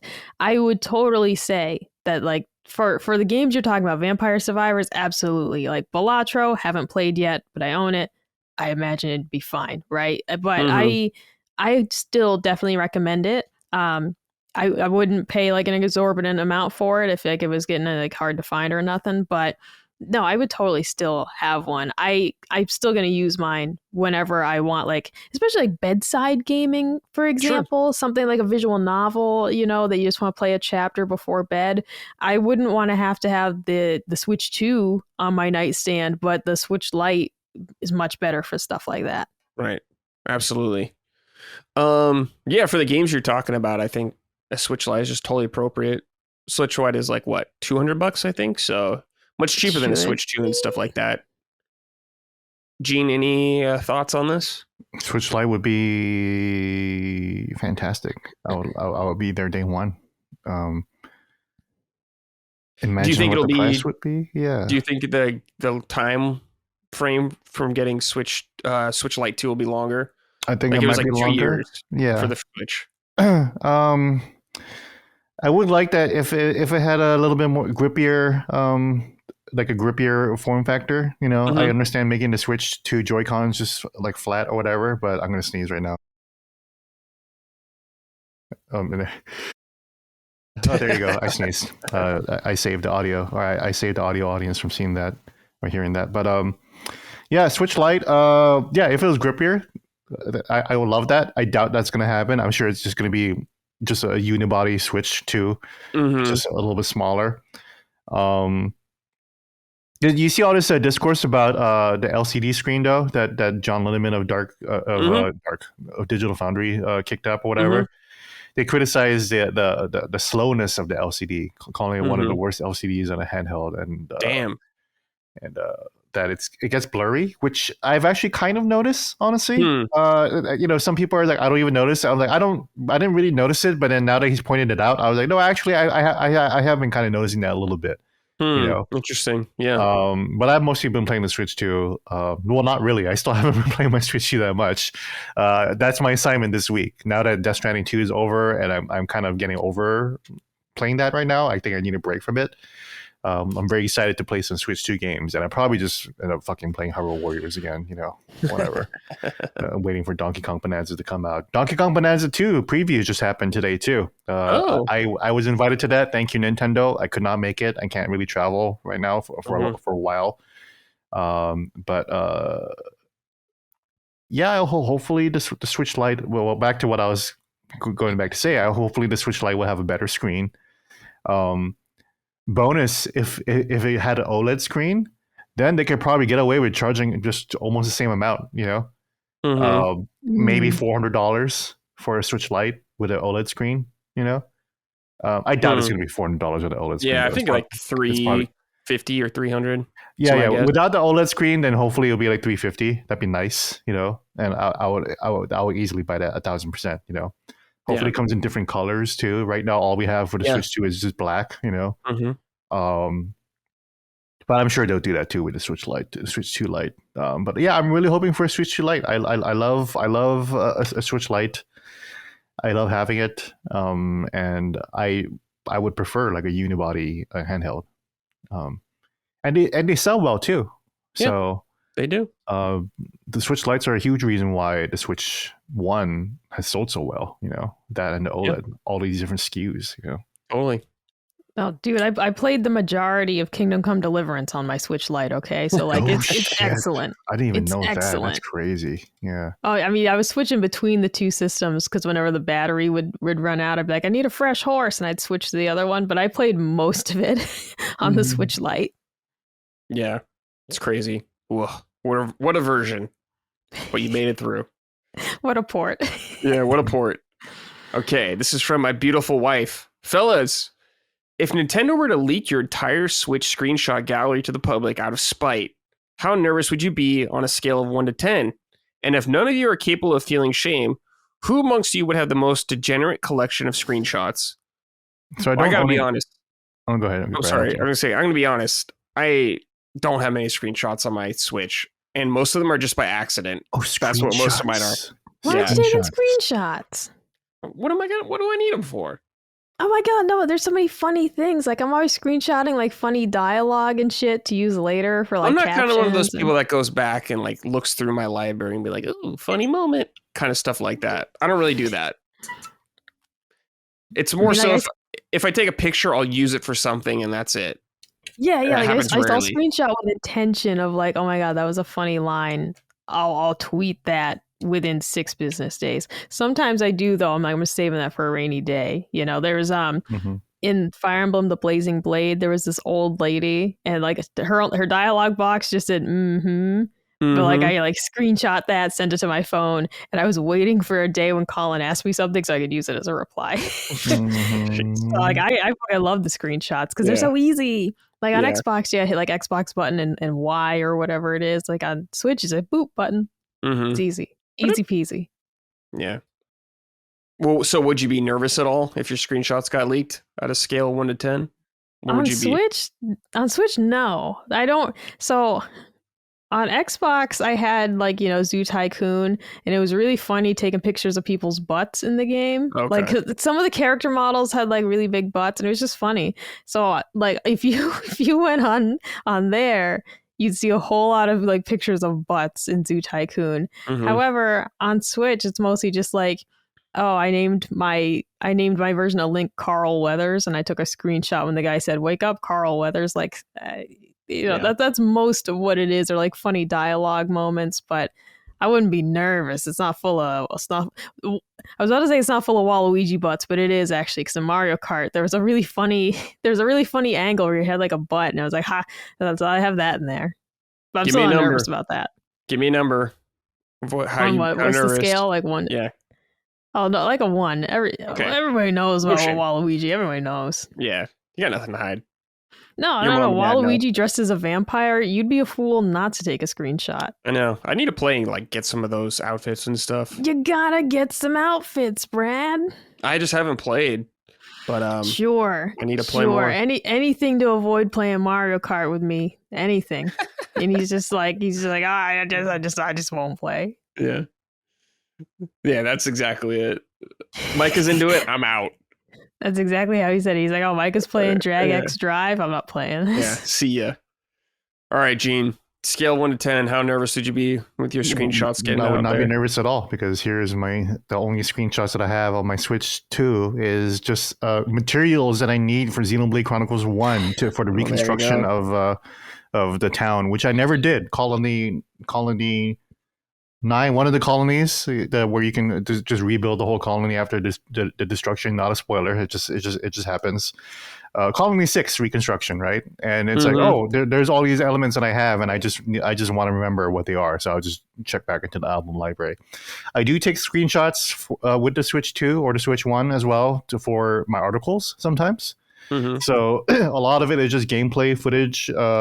Here's just a shot of Co Carnage on Twitch streamer Co Carnage on Cyberpunk. I'm like, oh, there's Co in Cyberpunk, and here's just gameplay screens of and gameplay footage of Hyrule Warriors and Zelda. So yeah, very very non-degenerate at all here. It's just gameplay shots and reminders that I need to do later, basically. So yeah, okay. Yeah. Would not be nervous at all. Yeah, would be a little bit more nervous about my game selection because I don't have any hentai games, but I do have Dead or Alive Extreme Beach Volleyball that I imported from Japan because I really wanted to play Dead or Alive Extreme 3. But that's about it though. That's the horniest game I have. It's just that Dead is or Alive. so tame compared to tame. Probably a lot of people out there. Yeah. All right, this is from Mike R. Hey Punchers, in honor of this very special episode, what are your favorite romantically suggestive or enticing moments from Nintendo history?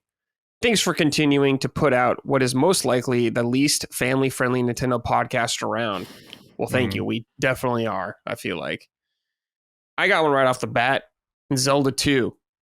If you talk to this lady in towns, you go into the house, you follow her into the house, you get all your health back. So that's right. She was helping Link out. That was the first Grand Theft Auto. Yeah. Yeah. That was the first lady of the evening in a video game, I think. That's right. What about you, Mike? I know you're a pervert, so what do you got? I mean, there's not a lot in Nintendo games. I know, it's hard to find. It's hard to think. The Zelda Great Fairies freaked me out. The very first time I saw one, I was like, why is she almost naked? Like, and then it's like, oh, and they're like that. Okay. So that was weird. We did bring up when Echoes of Wisdom came out, and it's like try, and it's like he handed you his rod. It is warm, and it's like, what the fuck are you saying? Try's warm rod. That's a good one. Yeah, that was weird. But yeah, the Zelda Great Fairies, I was like, what? They're like cackling maniacally, and they fly out of the fucking water in their bosoms, and I was just like, that's weird. It's good That's shit. just a little weird, only because it's like, and then Link, and they're like, hello, 10-year-old boy. And it's like, I don't know. That's a little much for me. But yeah, that's the first thing I thought of. All the ladies like Link. I guess. Right. He gets hit on constantly by women in like every Zelda game. Well, that's why I named him Carl Weathers, because Carl Weathers, he's it's like an ugly name. No, Carl Weathers is not an ugly name. I was just saying that to piss you off. Yeah, you didn't even know what to say. You're like, I mean, he's rolling in his grave right now. Carl Weathers is very Shout upset. out, Carl. All right, Gene. Any moments you could think of? I think for me, Skyward Sword, where that's the most romantic Zelda has ever been with Link, and she gets pretty flirty at the beginning of the game. She gives Link's like some like come hither looks, and like I admit, man, that shit got me. I was like, ooh, Zelda, calm down. You know, I think that is actually probably the most attractive Zelda, and it's only because she is the most emotional. Sure. Breath of the Wild Zelda, she's got that junk in the trunk though, remember when she was looking after those frogs or whatever, it was like you gotta bite your bottom lip for that one. But why did you slurp, dude? Fuck. That took it to another level. It's episode 69. Yeah, we needed like one slurp for the 69 one episode. slurp. Okay, fair enough. Slurp. Yeah, we'll allow one slurp. And then but yeah, I think Zelda's Skyward Sword was like the most like she wanted it the most, and I was like, I'm ready, I'm here, Yeah. All right, this is from Patrick A. Crone. Hola, punchers, on this glorious episode celebrating the hairy meal made for two. God, I've never heard described like that, and I hope I never do again. I have a question regarding the Switch 2's surprisingly good backwards compatibility. I've been putting the console through its paces by playing both older and newer OG Switch games, and I can't help but wonder, was the Switch 2 originally supposed to be the often rumored Switch Pro from a few years back? I ask this because there are a few games released in the last couple of years that either struggle or were absolutely broken on the OG Switch. For example, The Legend of Zelda Echoes of Wisdom struggled in many areas, Micah. Arkham Knight was virtually unplayable. Both titles performed phenomenally better on Switch 2. Was this by design? I can't imagine some of those games being released in the state they were in, especially Arkham Knight, if they weren't meant to run better on newer hardware. Just curious if certain Washington Post employee, Gene Koff, might have some info from the inside the industry. Thank you for 69 episodes of punching up like Ryu on steroids. Keep it up. Wow. This is an interesting theory, but the only thing about Zelda, like bringing up Zelda Echoes of Wisdom, is a Link's Awakening also ran pretty bad. Mm-hmm. And that came out way earlier than this game. That was like 2019 or something like that. So I don't know. I'm definitely in the camp where I believe there was a Switch 2 Pro at one point being considered, but I don't know. In case of Batman, I think it was just everyone just trying to port stuff to Switch because there's so many of them. But Micah, do you have any theories or thoughts about this? No, interesting, because it is just tricky to say, like, was it just a bad idea to put it on here? Because I would hesitate to think that they would develop a port with the intention of it's going to be on the Switch Pro, and it's supposed to run on the Switch Pro, and Nintendo never actually releases it, and the devs are left stranded with the port not running well on the core system. So I don't buy too much into that, only because I feel like that'd just be very weird. But also, Echoes of Wisdom and Link's Awakening run just fine on Switch 1. They run just fine. I played them and they're good. So all of this is just poppycock and stuff and nonsense, except Arkham Knight. Like, yeah, Gene said that ran like trash. I buy that. I buy into that. Absolutely horrendous. Arkham Knight was horrendous. And again, I'm someone who is very, very tolerant of performance issues, but Arkham Knight was as his writing says, virtually unplayable. I think it's a little bit more playable than virtually unplayable, but it's right on the brink of being virtually unplayable, I think, for sure. Yeah. You're not wrong off that. And also, I fucking tried to play Arkham Knight on the Switch too. It kept crashing on me, so it's actually literally unplayable now. For me, I'll try it again, but also I don't want to fucking play Arkham Knight. So, right. Every time it crashed, you're like, too bad. Yeah, I was like, why am I even fucking trying to play this right now? Anyways, who gives a shit? So I don't care. I'm not Digital Foundry where I have to do a write up of how Arkham Knight is crashing on me all the time. So right. I was like, fuck it, I'm just gonna delete it and not play it ever on the Switch. So yeah. All right. Yeah, I don't know if this guy's suggesting that there's some conspiracy to release poorly run games so they run better on the Switch 2. That doesn't make any sense to me, So, I don't think that's the case at all. I think the reason why they came on the Switch 1 is because it's, again, the number one console platform. So, I think it's just simple as that. Yeah, it's that they try to do that, but Bethesda tried to do it, and Doom ran great. It was a miracle port. CDPR did it, and it was. I mean, it depends on the studio, right? Rocksteady is a fucking shit fire, Like, what is Rocksteady? It does depend on the studio, yeah. What is Rocksteady even now? Honestly, right? And Doom releasing on the Switch 2, that's id Software, who are the masters of optimizers, right? And also Panic Button. Panic Button did the port. I think that's the developer. That sounds right. Yeah. Yeah. But yeah, they were great, and id Tech is very, very optimizable, and that's what they were able to do. CDPR, they are the kings of optimism. Well, I don't know. I don't want to say kings. They're bad at optimization, but when they actually care and they actually put in work into it, then they're awesome. They really do work, And obviously, we see that with the Cyberpunk port as well, I don't understand why Colin says that it looks like a bag of shit, the Cyberpunk Switch 2. It looks better than the Xbox Series S version. So, I don't know. He wasn't talking about the crowd sizes, which I'm disappointed about in the Cyberpunk Switch 2 edition. And that makes me not want to play it on the Switch 2. Because I like seeing a crowded Night City, Yeah. That's kind of a bag of shit for me. I understand that. But, where was he going with this? Yeah, I don't know. It's just they wanted to do it on the Switch 1, and it depends on the developer, and sometimes some developers can't even do it. Deli, I talked about last week. Deli Premonition 2, supposed to hit 60 FPS, still doesn't hit that on the Switch 2. that shitty game still doesn't hit on the Switch too. Is because that developer is not good at making good games. Elden Ring still doesn't really run that well on the PS5. Right. Because we all love From Software. They're not. They're geniuses, but they can't technically from a technical chops. Yeah, they can't make games for shit sometimes. So they can design games like geniuses, but when it comes to actually producing them, they're kind of shitty. Optimization. Yeah, exactly. The PC version sucks still. Night Rain is still stuttery as fuck. Elden Ring is still stuttery as fuck on the PC. All right. This is from Milky Moon 84. Greetings to all you chads of Sega does what Nintendo don't. Remember those days? Wow, I'm old. Yes, I do remember those days. Well, I'll tell you what, nobody does nowadays, but Nintendo used to do. The Zapper. Would you like to see the return of light guns to gaming? It could be the classic pistol design we know, or it could be a modernized to be like a rifle. Imagine playing FPS games with it. Or how about the return of Duck Hunt? That fucking dog, man. Am I right? Worst video game villain of all time. Hey, I love Duck Hunt Dog in Smash, okay?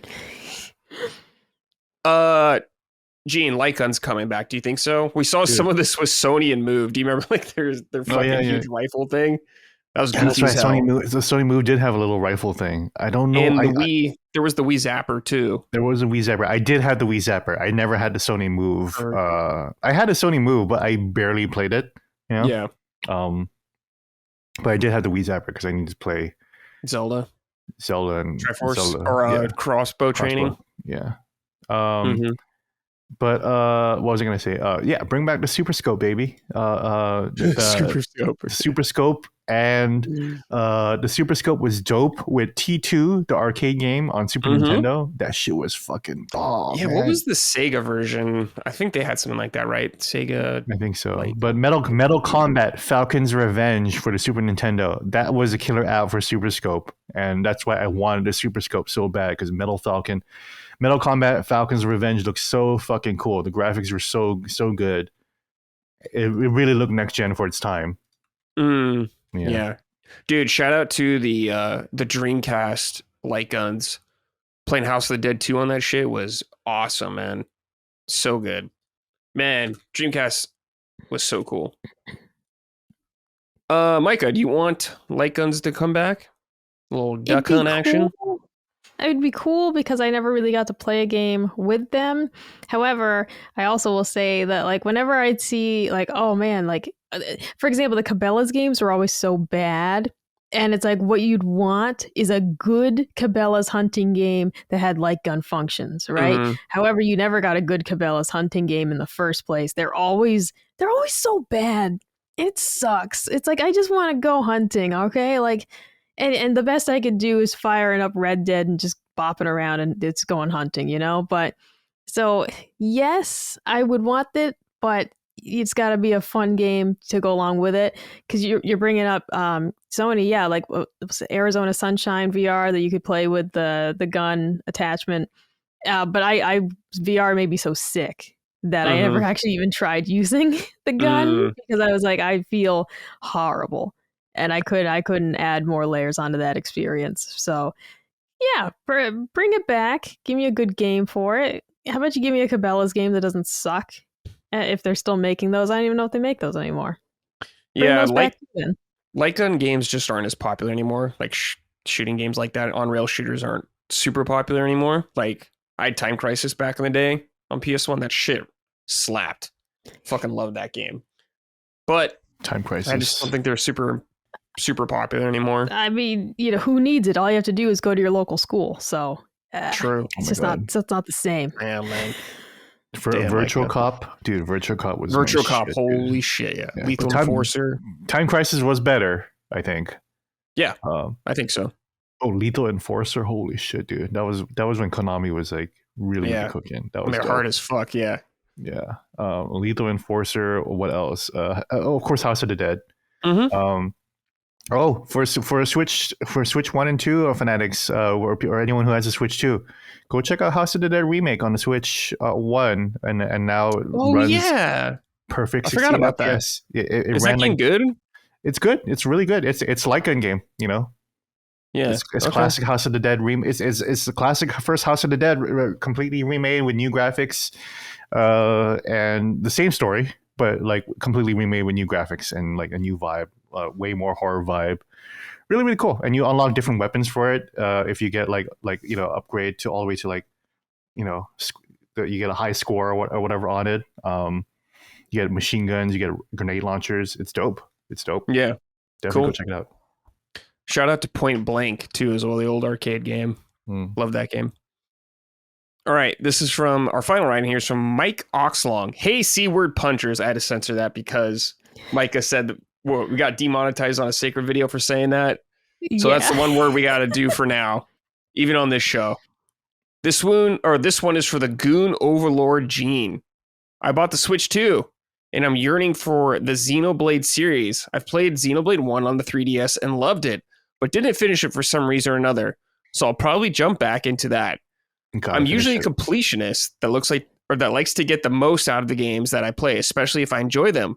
But I checked on how many hours these games take for a completionist run, and they seem like they could be a bit girthy for my tight holes. Do you recommend a completionist run for these games, or more of a main and extras type of vibe? I'll kick the chair from under me and hang on my back porch so my partner can see what she made me do and listen. What the fuck? These are your fans, Gene. Oh my god, Jesus. I don't even know what to say. I had like a really good answer for it, but I'm just like horrified now. You should finish the story for Xenoblade. So Xenoblade Chronicles are not games that you need to be completionist for. Obviously, I just talked about how I didn't finish reconstructing Colony 6, right? That is only so I can get, I guess, like I forget what you unlock, right? But it doesn't fucking matter because I'm level 99 and I'm like crushing everything in the game anyways. So like what I do in Xenoblade Chronicles games, and this is up to you, but I just get to level 99.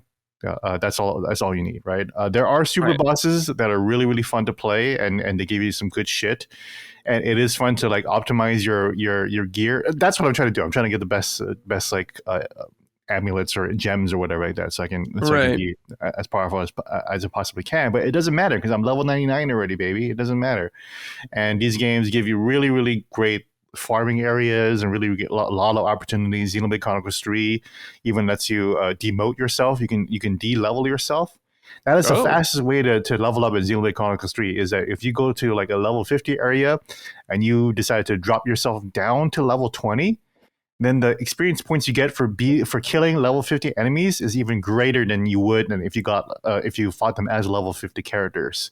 So you're even farming even faster than before if you have the skill level or the build party to be able to overcome these challenges. But I would not recommend doing a completionist run because I have never actually completed any Xenoblade Chronicles game ever, except for X. X is the only one that I completely 100%ed, 1,000%. Everything in the game is done. I can't do anything more, which kind of sucks because I'm like, ugh. I even got like the really, really hardcore sexy alien armor for all of the characters to buy, and it's like top armor. And the crafting for that one is really, really hard. You can only get the equipment from the online only super bosses that you can get, but fortunately those are really just easy to farm now that online is working. I haven't completed any Xenoblade Chronicles yet. They are literally my favorite RPGs and one of my favorite games of all time. I would like to complete Xenoblade Chronicles 1, but I'm doing that 11 years after the fact, you know? So you don't need to do this to enjoy it. The joy of Xenoblade Chronicles is the story. It is better than Expedition 33. It is better than Metaphor. It is better than Persona. It is better than Final Fantasy. It's the best series, in my opinion, in terms of being an RPG. And that's all you need. Just finish the story. And the story itself is pretty long. But if you mainline the story, you'll get around 50, 60 hours of it, right? Right, Micah? Because you played part 1, right? Yeah, and Xenoblade 1 has a fuck ton of side missions. And don't do that. Don't do that to yourself.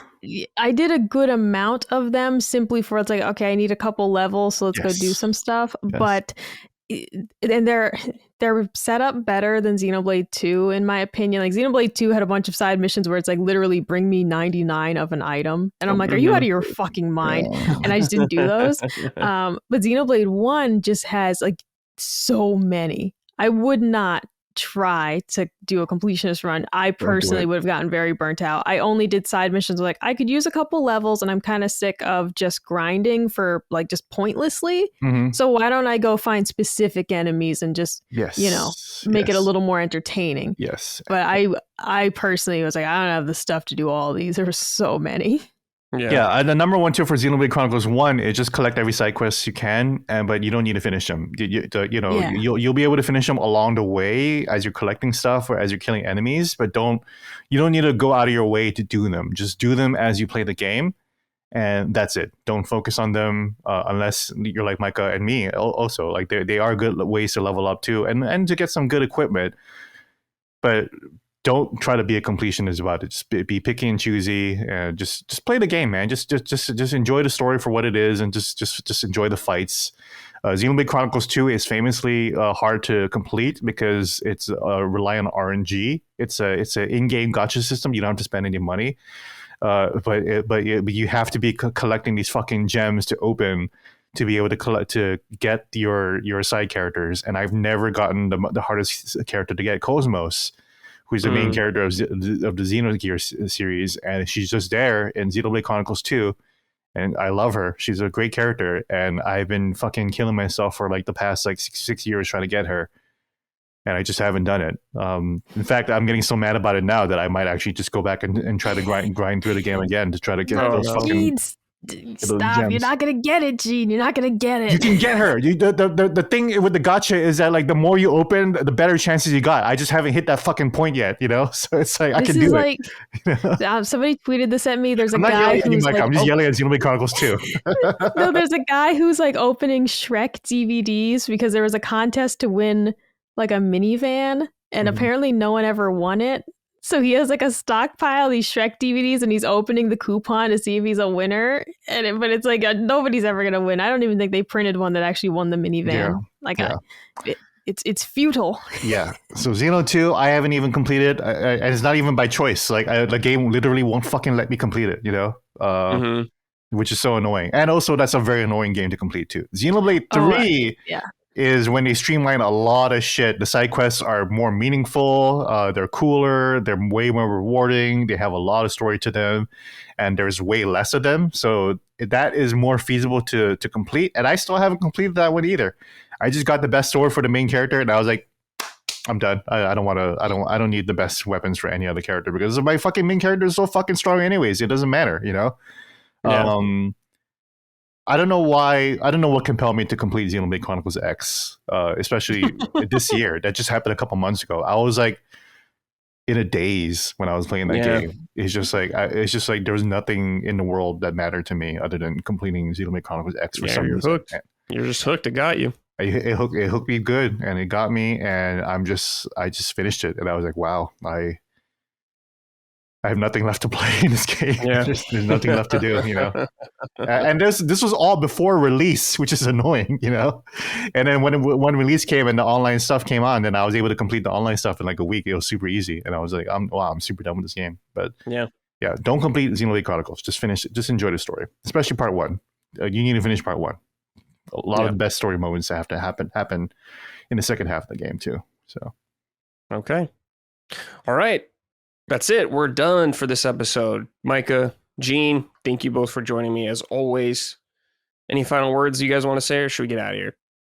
I got one thing, Bradley, and this is appropriate because it's episode 69. Bradley, I stopped by one of your streams the other night, and that it was just something you said gave me pause, okay? I had written in the comments, and you read it out loud, when will Bad Dragon make a Red Lion boat toy? But Bradley, your response to that prompted me to believe that maybe you don't know what Bad Dragon is. Correct. Because you were like, I hope they make a... Don't Google it. Oh. But you were like, maybe they'll make like a something else toy. If it's a bird thing, then I assume... Isn't that something you'd want, though? No, it's the fantasy. What it is, dear listeners, so you don't sully your search history.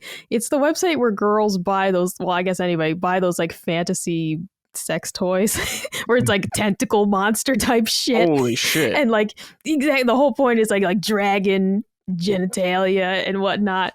But when I was like, do you think they're gonna make a red lion boat toy? And you literally were like, oh, maybe, I don't know, maybe they'll make, and you like named another character. And in my head I was like, innocent Bradley doesn't know what this is. I was trying to be nice, but now I can't. Anything that Micah says to me, I have to be very careful about. That's really cute that Brad was like, oh yeah, maybe they'll make it though. Yeah, that could be really good. Though. I mean, there's a lot of perverts out there, so you never know. It'd be really funny if Brad was like trying to play it off. He's like, oh, I love Bad Dragon. Hell yeah, dude. Yeah. Oh, hell yeah, Bad Dragon, bro. Yeah. Because I was like, you know what? He probably thinks I'm talking like Big Bad Toy Store.